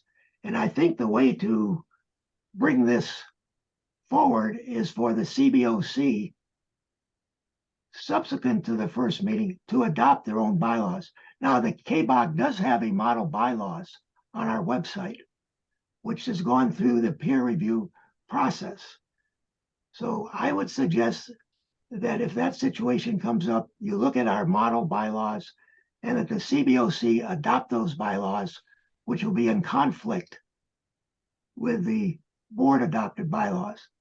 Almost every board approved bylaws has the clause, these bylaws can only be amended by the school district. I think that makes the bylaws illegal as far as the CBOC is concerned. So my advice is adopt this model CABOC bylaws and fight it out with the district. Thank you very much. And again, if you have any question on bylaws, give CABOC a call. We are here to help you. We have gone, Anton and myself, have helped a number of people and have gone to board meetings and CBOC meetings to help them put together bylaws and change the bylaws they were given. Had a question that came in that has a very simple answer. Isn't no risk management a failing of the superintendent? Yes. Okay. Going on to another question, I'll take it. Can districts use bond funds to qualify for state program grants that come after the bond measure was passed? Example, new program for construction of pre-kindergarten classrooms. And the answer is yes, but. And the but is that the bond program that you're trying to get funded has to be mentioned in the ballot measure that the voters approved. So if the state has a new funding program for a specific type of project, and you have already said that you're going to be using your bond funds for that type of project, sure, that's a perfectly good match, so you can save some money to use on other things or more of that program. But if it's not in your program, then you have a problem. And that, by the way, is a question, another question that is coming up a little bit later. Okay. Mike B again. Sorry, let me find it here.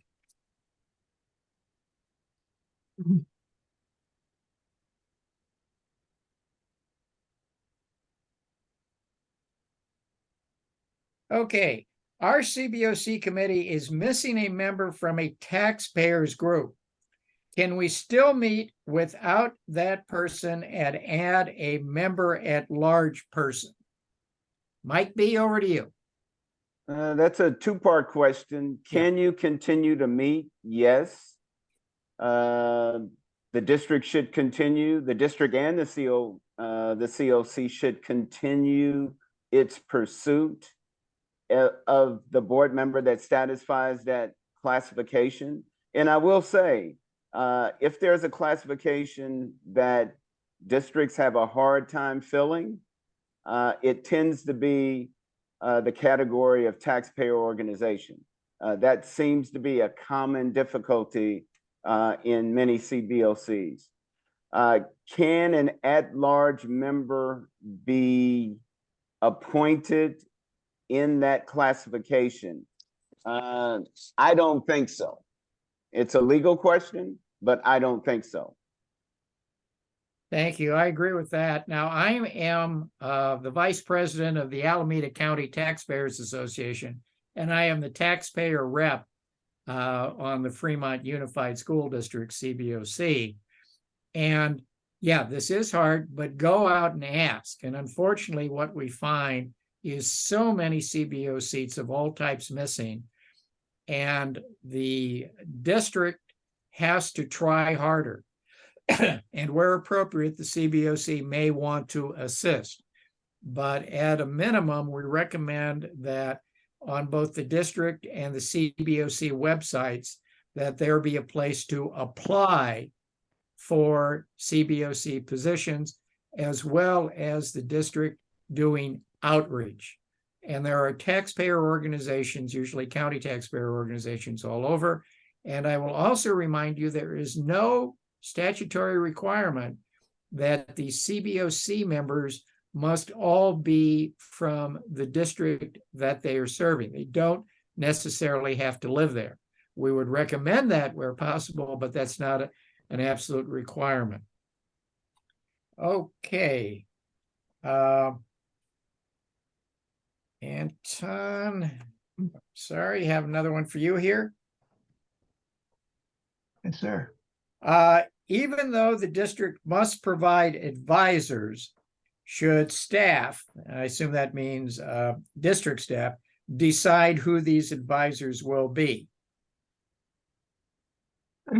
You're talking And it about specifically mentions legal counsel. Okay. Well,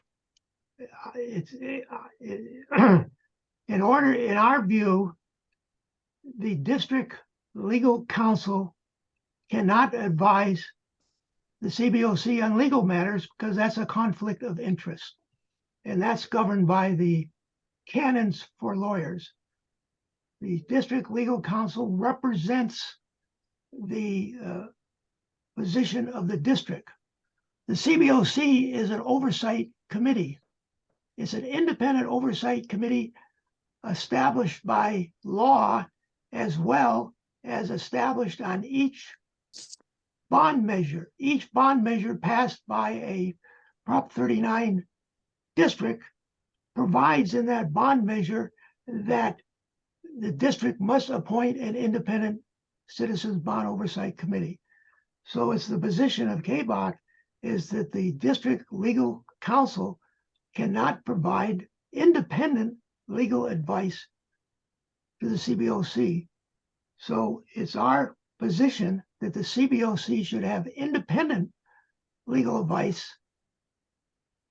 where the CBOC is the client of the attorney and the district pays for the attorney. Now, this arrangement where a third party pays for legal advice is very common. The district pays for the legal advice, but the attorney-client privilege runs between the attorney and the CBOC.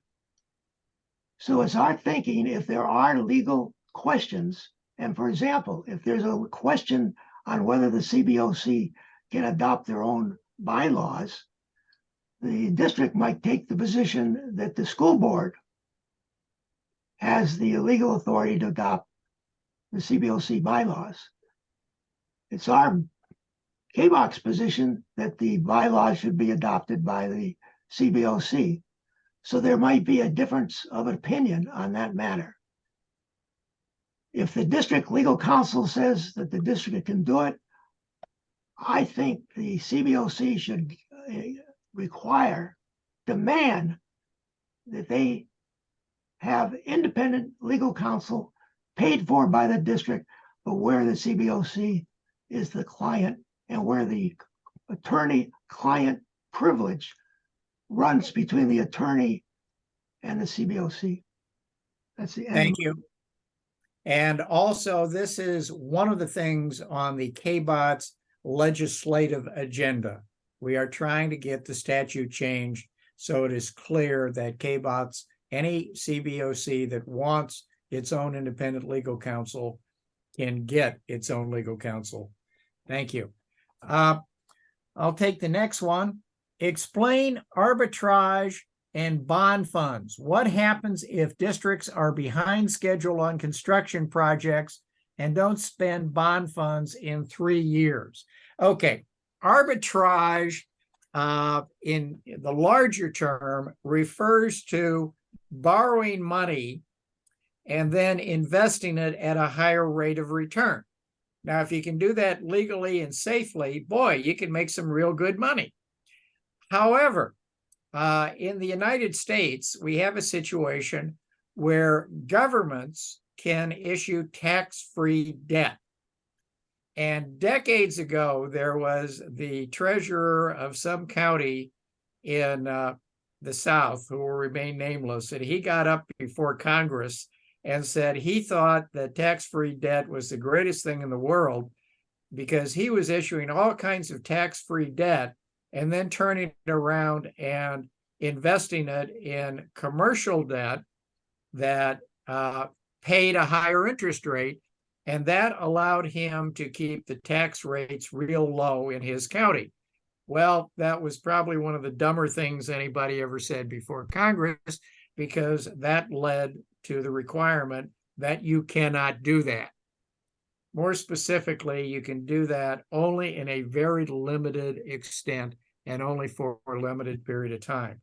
I'm not going to go into the details because there are way too many. So this is what bond counsel should be advising the district on. And if the CBOC thinks there is a problem where the district is issuing debt and the debt is not being used rapidly enough, they should make the inquiry. Now, in general, you don't want to issue debt until you need the money. Generally, you issue in many tranches, and that's just a French word for slice.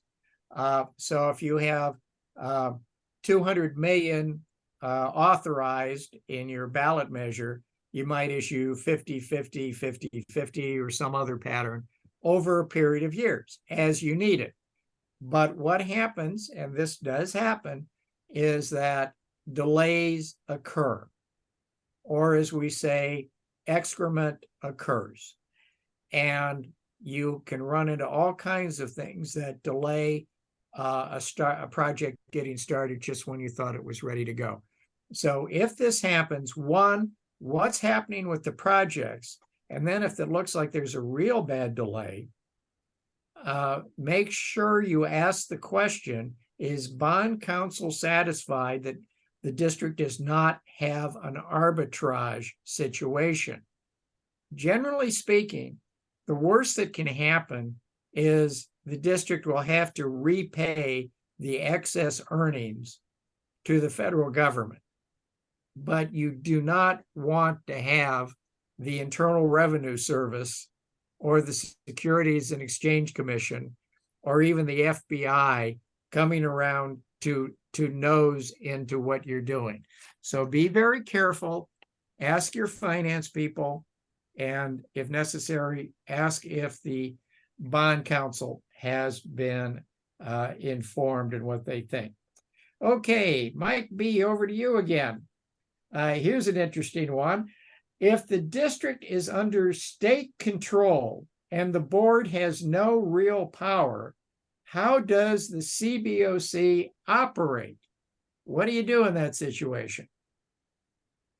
Well, if the school district is under either state or currently county control, the state during that period and now the county office during the current period will appoint one person to serve as both the school district superintendent and the governing board. The governing board's legal right maintains, but their ability to conduct business is limited. So the CBOC would continue to operate as it is intended to operate by law. A state or county takeover of a school district does not lapse the laws that govern operations of school districts. It just limits the board's oversight. So the CBOC, as I indicated, would continue to operate. They would report legally to the county administrator, although in such circumstances, school boards continue to meet and they continue to conduct business. That business, though, is controlled by the county administrator. I hope that is not too confusing and makes sense. Yeah, and in some cases, it may be someone sent in by the state, but I agree that now we're seeing more of the county being the first. And some of these things get real interesting because the statute is clear that it is the board of education of the district that will appoint the members of the CBOC. And you may know differently, but have you ever seen an appointed administrator, Mike, who has tried to appoint CBOC members? Are you speaking to Mike F. or Michael B? You, MB. Okay. I haven't. I have not, but the law is clear, Tom, that the current law is that the county superintendent would appoint an administrator to oversee the school district operation. The school board loses its power to vote, but the law does not suspend the requirement that school districts have locally elected school board members. It just controls what the school board members can do. I haven't seen it directly, but it is my sense that the county administrator working on behalf of the county superintendent would be the appointing party, or they would allow the school district to be the appointing power, but would have the authority to veto and stay any decision made by the school board. Interesting. I have not run into that myself. What I will say is if you're ever on a CBOC that's in that crazy situation, first of all, that's a real good reason why you need your own CBOC legal counsel to advise you. Second, I think it's very good practice to establish a working relationship with the appointed administrator as soon as you can, so you both understand what the rules are, and maintain your relationship with the board. So your job as a CBOC has just gotten more complex. One comment, Tom. Sure. It would be one current district under county administration due to fiscal solvency issues is Inglewood Unified.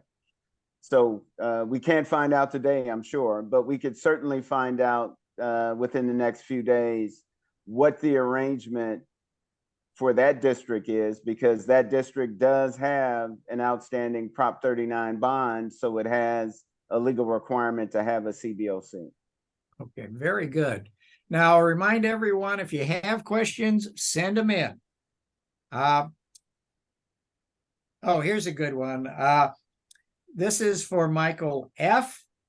And how do you define administrative costs? What are typical or non-typical costs? And this refers to the Prop 39, which states a requirement from the sale of bonds shall be used only for the purposes specified in Prop 39 and not for any other purpose, including teacher and administrator's salaries and other school operating expenses, and the state AG opinion on that. So Mike F., you're up. Yeah, there is kind of some wiggle room. Okay, so teacher salaries are flat out prohibited for reimbursability by bond funds. There is some latitude for administrative costs associated with overseeing the bond program, which are permissible, but they should only be a small fraction of the overall bond program. Yeah. Okay. That AG opinion does give some good information. It's best my knowledge, we do not have any either statutory or case law on that, but it's stood up for like 15 years and not been questioned. And trust me, every bond counsel is very well familiar with it. So questions on that, is it proper to spend bond money on this, should be directed to bond counsel. Hey, Tom, we get some questions in the chat. Can I take one of those? Okay. Yeah, I only have one more question. What do you have some questions coming to you directly? Oh, I'm seeing some questions in the chat. I don't think they're directed to me specifically. Oh, wait. It may be a direct message. Is it a conflict of interest for a CBOC member to own district bonds? And that's a great question. I've never specifically researched it, but I'm going to say no. There's not. I've done some research on Prop 39. I can't recall any specific language about district bonds, about prohibitions on owning district bonds, and I have some limited experience filling out state conflict of interest forms, and none of them say, do you even, none of them ask if you own district bonds. So yeah, I'm going to say, if you've got, debt issued by the district, you're not, that's not a conflict of interest violation. Anybody have any other experience on that? Again, Before we get into that, I would remind everyone that if you have a question, please send it to me because I hadn't seen that question. And I think that's another good reason why it's good to have your own independent CBOC legal counsel to ask that question on ethics. Yeah, I've got another very good question that looks like it was sent to me directly. Should CBOC members obtain liability insurance in the case of a lawsuit? I don't know if you should definitely make sure that there's some hold harmless text in the bylaws or in some other legally enforceable document that does cover your actions when you're on an oversight board. Again, this would be a real good reason to have your own independent legal counsel. This gets very, very complex, and there are statutory and case law on this that I will not try to get into. Did we have another comment from the panel? Yes, I had a comment regarding Mike's question regarding a oversight committee member owning bonds that are issued relative to the bonds that they are overseeing. I don't know if it's a legal prohibition to own those bonds, Mike, but certainly if you do own them, I think you have some reporting issues if you're not disclosing ownership of them. Interesting. Yeah, these are legal questions. We are not lawyers. We are not giving legal advice. CABOC is not a law firm. We do not give legal advice. These are questions that you should ask to your own lawyer or your CBOC lawyer. And that's why you need, another reason you need a CBOC lawyer. Okay, let me ask the panelists, has anybody else, I have one question here. Well, it's not a question, it's a comment. I think the county office had control over Bassett Unified School District, but the district was never informed. At some point, the superintendent mentioned it in passing, and the board members would complain about specific actions that gave us hits.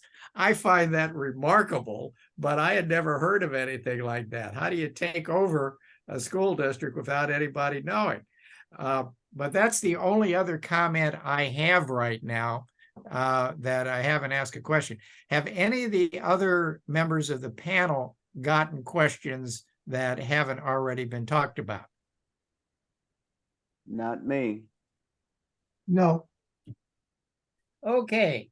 But I do have a comment regarding Bassett.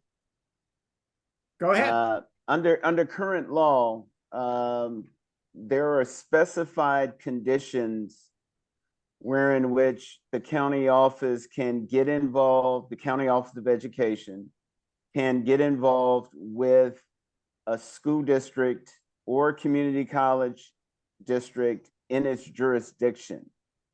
And that is governed broadly by AB 1200 and revisions to it. The most draconian would be the appointment of a county administrator. That would occur in cases where the school district has sought and received emergency apportionment to keep it financially afloat. There are other instances where the county office can get involved in the school district, primarily school district's operations. That's if a school district files a qualified interim report certification 2 times in a row, or files a negative certification, or if the county office changes a positive or qualified certification to negative. There can be intervention involved, the appointment of a fiscal expert or a fiscal advisor that would get involved with the district to help it address its current fiscal solvency related issue. The school board is still in power. The school district only loses its power and quote unquote taken over by the county office if it receives emergency apportionment. Thank you. We have another comment that there is the state attorney general opinion we were talking about. That was in 2004, opinion 04-110.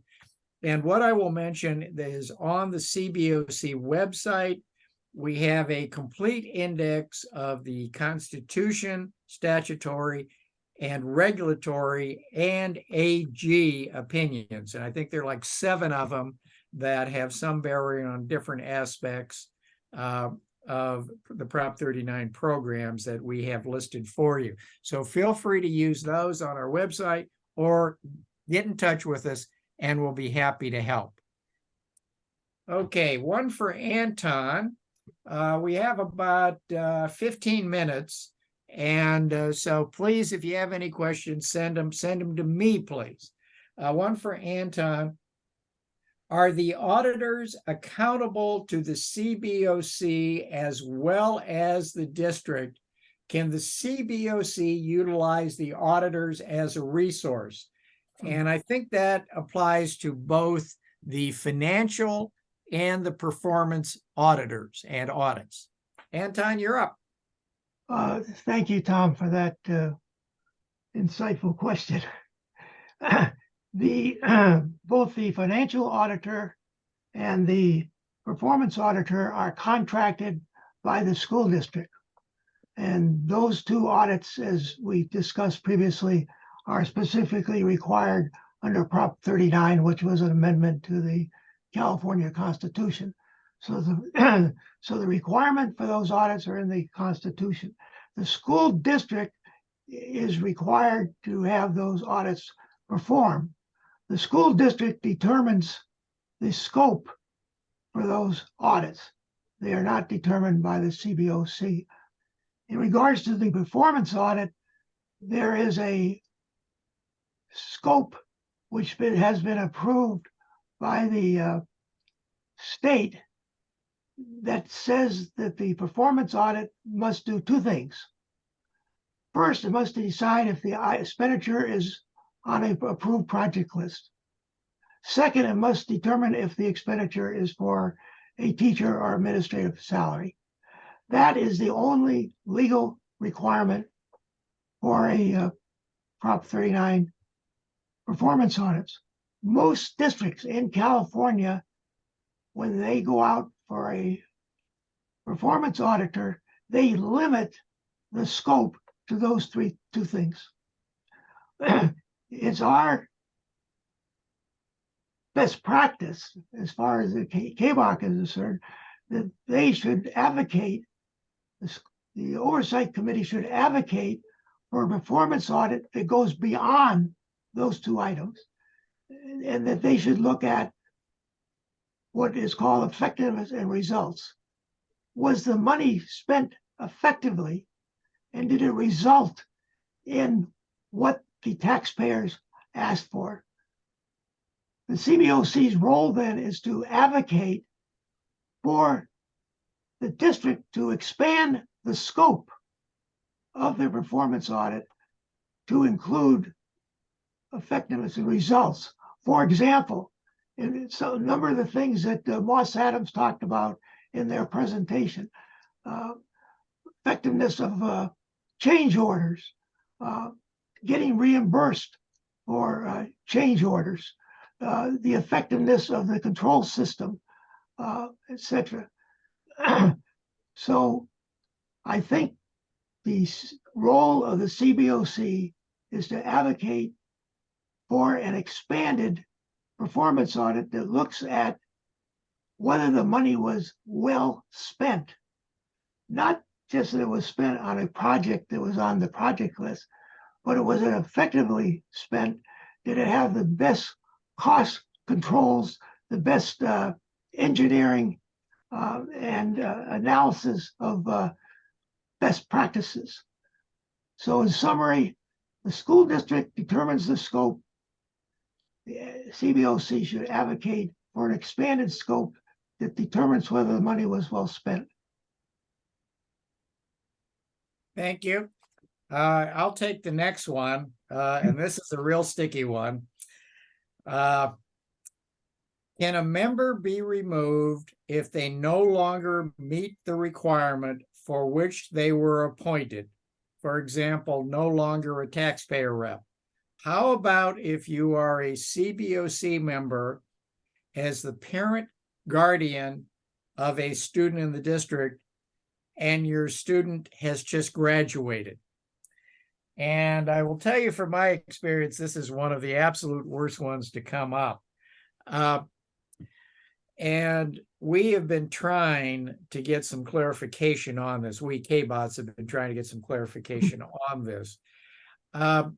We have a couple of things we're trying to do to give you a little background. We have run into problems, we CABOCs and many CBOCs have run into problems with various districts who have tried to fire members of their CBOC because the members of the CBOC were doing their job. And at least one we know of where the district did away with the entire CBOC so it could start over. And we don't think this is allowable. There is a requirement in statute that says that CBOC members are appointed for a minimum term of 2 years and can only serve 3 terms, consecutive terms. And first of all, this means that you can be appointed for a term longer than 2 years. And we are seeing some districts do that, particularly as they are having problems in getting people to take over open seats. Now, in response to this one that we ask, while we want to protect CBOC members from being fired, and we want to say that as long as you're a member and as long as you're doing your job and you are meeting the qualifications, you can't be fired arbitrarily. But if you no longer meet the qualifications, and the obvious one being that your last student graduated, you're no longer a student parent, and 2 of the 7 required members must be student parents. We think that's a problem. And plan for it. Most of the time, you will know when people are coming to their end of their terms and need to be reappointed, or they're coming to the end of their 3 terms and need to be appointed. But if it says you have to be a student parent and you aren't, boy, that's a problem. You may be eligible for another, but that's a problem.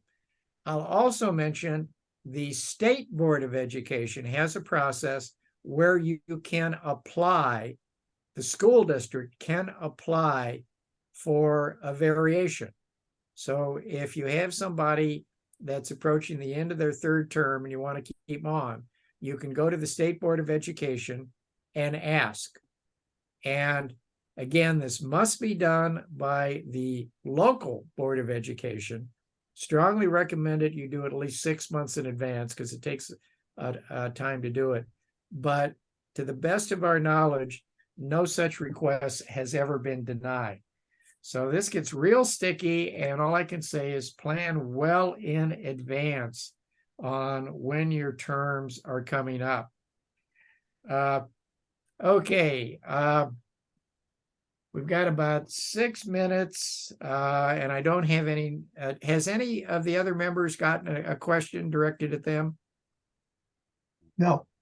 Okay. Mike B., I'll send this to you then. Can a CBOC petition the board to remove a member of the CBOC? And believe me, I think we've all been at some meetings like that, but interesting question. Again, not being a lawyer, I would say legally there's no prohibition to do that. So I would think it could be done. The question is, can the board act on that petition by the CBOC? I think that would be the broader question.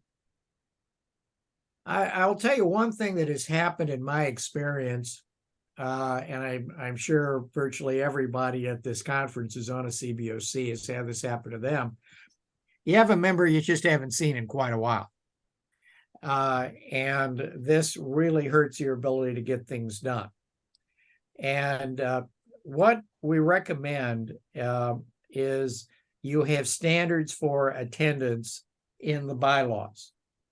And this and every set of bylaws has to be customized by each individual organization.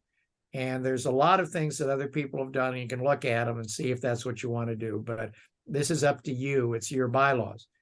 And so what is common is if somebody misses 2 meetings in a row without an acceptable excuse, or misses 3 meetings in a year. And remember, a lot of CBOCs only meet quarterly. So 3 meetings in a year wouldn't be much. If you're meeting monthly or bi-monthly and you miss 3 meetings, that's still significant, but not necessarily fatal. And what we've seen some CBOCs do, if people aren't showing up, then the chair calls the member and says, if you aren't coming to the meetings, why don't you resign and we'll find a replacement? And I've seen that done many times. And speaking as the person who was the consultant to the CBOC in LA, more than once, I drove out to somebody's office with a letter of resignation and put it in front of them with a pen. And that was effective in getting non-performing members to resign.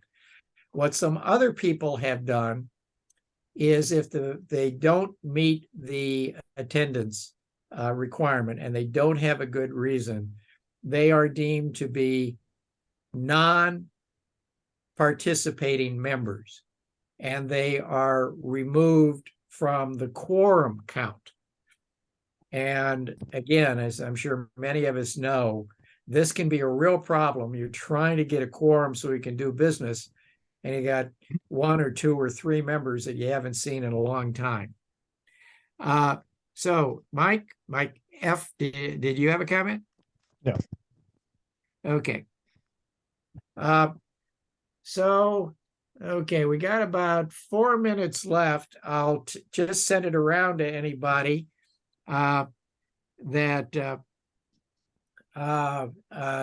for last comments. Anton, to you first. Any last comments? Thank you, Tom. My admonition would be for CBOC members to understand that they are independent of the district. You're not a PTA advisory committee or a special ed advisory committee. You're an independent oversight committee established by state law and approved by the voters in your district. So I would urge you to look at everything that comes before you on the agenda in your role as an independent oversight member. You're not a staff member. You're not a typical district advisory committee member. Your job is to overlook school district expenditures for bond programs and report the results to the public. So I would urge you to put on your independent hat and ask hell of a lot of questions. Thank you. Mike B, over to you. I would say understand the relationship between school districts and their CBOCs. Make sure that the relationship is civil, but that your ability for oversight is not reduced by that civility. because I think working together is more productive than working against one another, and one another being the CBOC versus the school district. I agree that when necessary, you should have your own counsel and any consultants that are necessary to carry out the responsibility that is yours as being members of the CBOC. Mike F. Yeah, I think what you should do is to really lean into the audit report. Don't just receive the audit report, read it, and forget about it. Get the auditors docketed in front of a CBOC meeting. Ask them questions about the audit. Ask them about their experience. Ask them about how the audit proceeded. Ask them, are they tough graders? Do they ever fail? Do they ever fail districts? And if so, why? The audit is really the fulcrum of the CBOC's responsibility, and you should just take as much advantage of it as you can. And you should also be, if you can, just get involved in the auditor selection process and make sure that you get there's a transparent process, and you make sure that you get a qualified, experienced auditor on board to do the audit. Thank you. We have some last questions that just came in. Is there a time limit on which bond funds must be spent, or can it be open-ended? There is no statutory requirement in Prop 39 or its enabling legislation, and some of these things go on forever. CBOCs, in my opinion, should push for these things to be closed out. There is a requirement you have an audit, both a financial audit and performance audit, every year. And you have to do reports all over the place. So eventually you want to get these damn things closed out. Then another question, a member has completed their 3 terms. Can that member be assigned to another qualified category and start another 3 terms? Well, perhaps. Again, I know of nothing in statute, regulation, or otherwise. I would say another good reason to have independent bond counsel, and that's also a question for district counsel, and they want to, independent CBOC counsel, and they might want to bring that to bond counsel. Also, another comment, 7 is a minimum. Can a person be appointed to another category? Again, same answer. And finally, if you have questions, make sure you're sending it to the right person. The next one is mine. So I'm going to finish this, and we're up for the next one.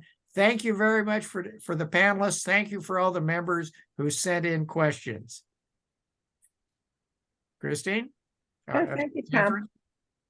Okay. So, yeah, because you're also on talking about our next subject, which is the preview of CBOC's new academy for courses. So here you go, Tom. Thank you. And Keith, if you would put up the webpage. What I want to emphasize here is that CABOC exists for you. We have a huge amount of resources, many of which are here on our website and available to anybody and everybody. But we also have warm-bodied people who are here to answer your questions and to respond. And if necessary, we will meet with you. We will go to your CBOC meetings. We will go to your district board meetings, and we will consult with you on legal questions. So please, please, please utilize what we have. Now, one of the absolute top things we do is education and training of CBOC members, particularly new members. We do a lot of other things, including we are your liaison in Sacramento. And we do lobbying work, and we work with the regulatory agencies, and we consult on litigation. But our first and highest priority is education. We have recently redone our website, and what you see in front of you is 25 categories, which are the biggest things that we come in, that we get questions on and people ask us about. So we've tried to make it as easy as possible for you to look at this matrix and find what's important to you. Also, don't forget, in the upper right-hand corner, you've got that magnifying glass, and that's your search.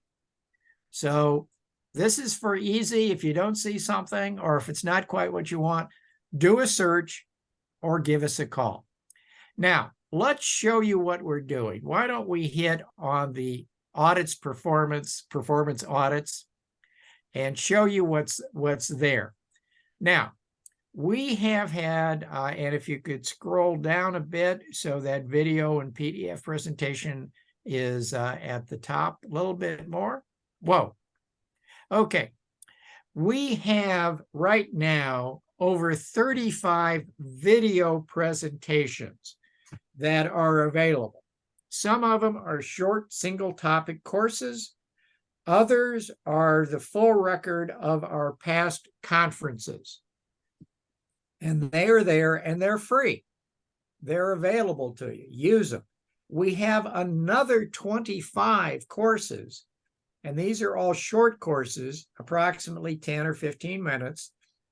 And we've already finished the recording, and they're in final edit, and they will be posted soon. But here's what we have up there right now. And as you can see, what annual audits are required, how to perform a performance audit, etc., which is from a past conference, etc. These are there. You can go to them right now and get the materials. Okay, now scroll up a little bit more. So best practices at the top. Now, again, this is a document. It is a written document where you can see what we regard as best practices. And in other categories, you will find things like bylaws that have been mentioned. And again, we've got a huge body of these best practices. And some of these are very significant documents. And particularly if you're a new BOC and you're starting from scratch, it will be much easier for you if you take one of our documents that's a framework or an example and use that as your starting point. Some of these are very long, and that's done deliberately. We fully realize that not everybody, for example, in a bylaw, is going to need everything that came up in every district in California.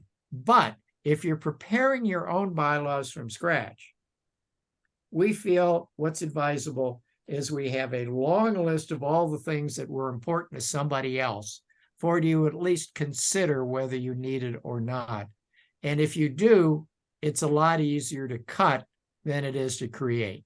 And so please do not hesitate to call upon us to advise you and to help you with this, as well as to recommend documents for your purview.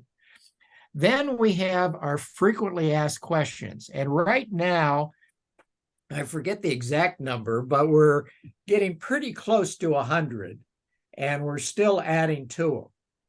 And these are just the ones that are pertinent to performance audits.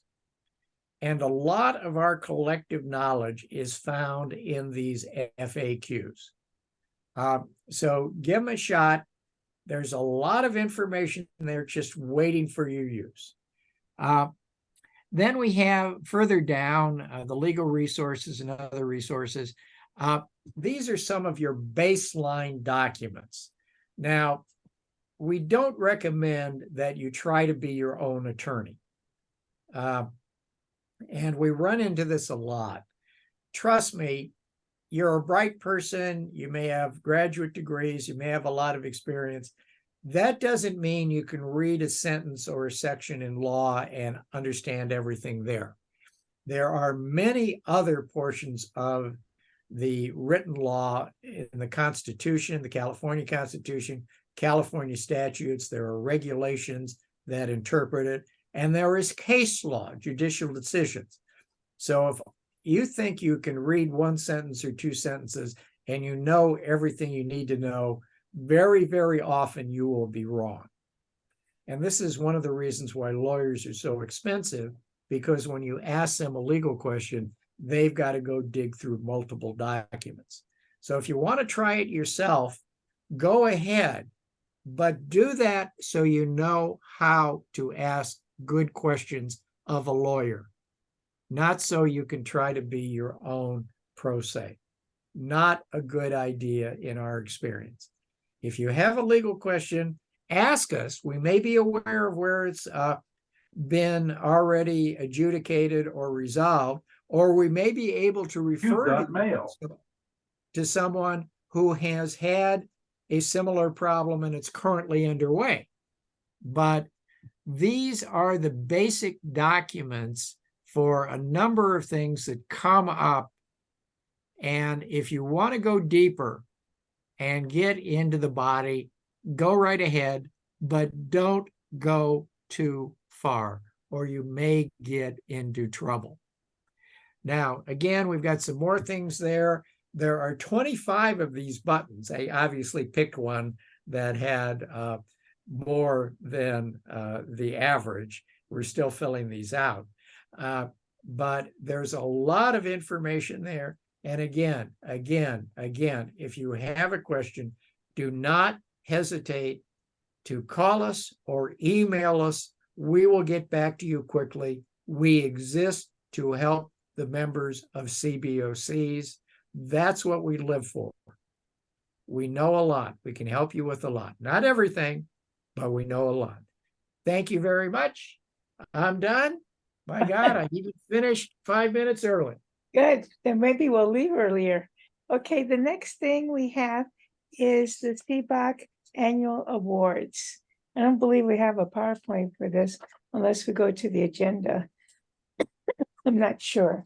Anyway, we will have 3 awards, one for the CABOC Member of the Year, the District of the Year, and the CABOC Person of the Year. Okay, for the CABOC Member of the Year, it's Brian Scott. He's been very active with us this last year, has published a book, and I've read it. It's interesting. And so I don't know if Brian is in attendance for comments. No. The next one is the District of the Year, which is Morega School District. And they exceeded their efforts to support their communities for bond oversight. And I do not believe we have a representative from them either. And then the last award is a CABOC Person of the Year, Lope Yap Jr. And Lope helped us with some of our videos in the first part of this year. So those are our awards for this year. Congratulations. And maybe we'll get some comments in our next newsletter. Thank you. Okay, and then the last thing we have is a conference evaluation. So we're asking you to fill out an evaluation so that we can improve our upcoming workshops and conferences.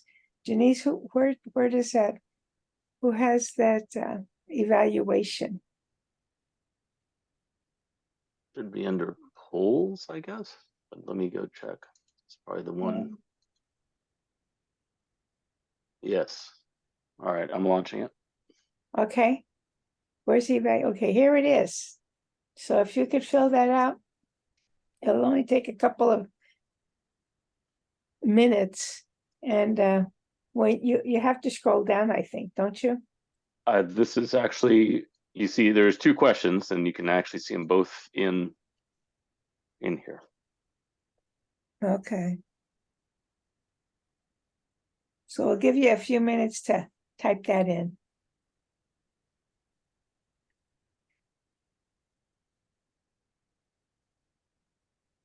many questions do we have on this poll? Just two. Just two. That's easy. I know. We try to keep it simple.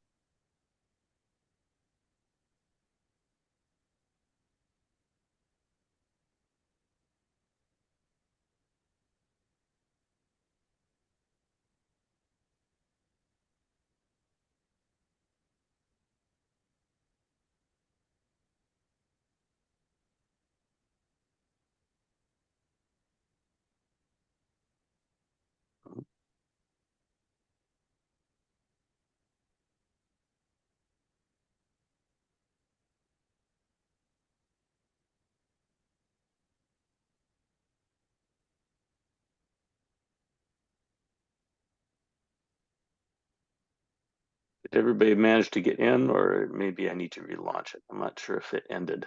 I think I need to relaunch it. Okay. I think somebody, yeah, relaunch. I'm relaunching it.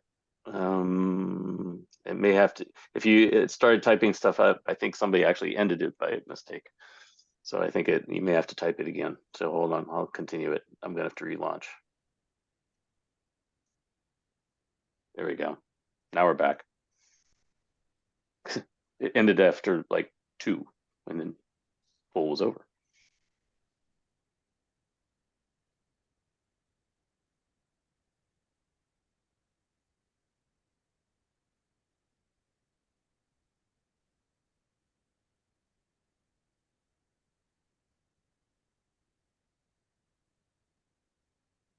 And what is the blue line telling us?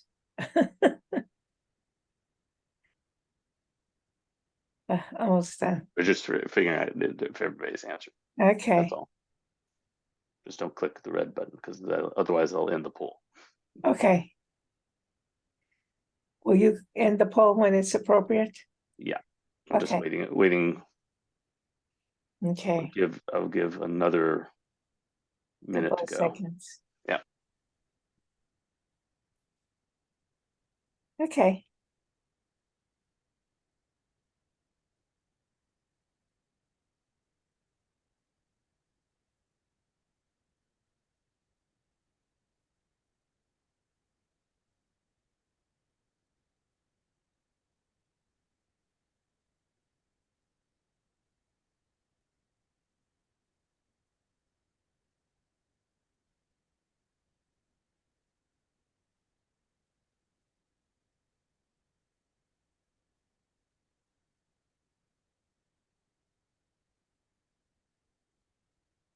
Or more.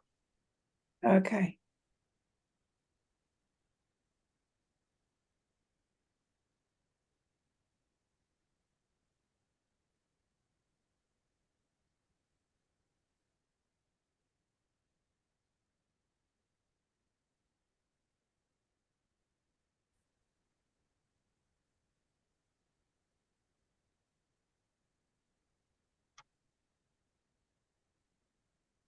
All right, I think we probably have everybody. If anybody else is out there and trying to put something in the poll, either let me know or raise your hand real quick. Otherwise, I'm going to end it. All right, I think not. All right, so I'll end the poll now, and we'll save the results. There you go. Okay. Thank you. And then you share results. Okay. Do you want to share it right now, or do you want to do Yeah, it? we can share it. Okay.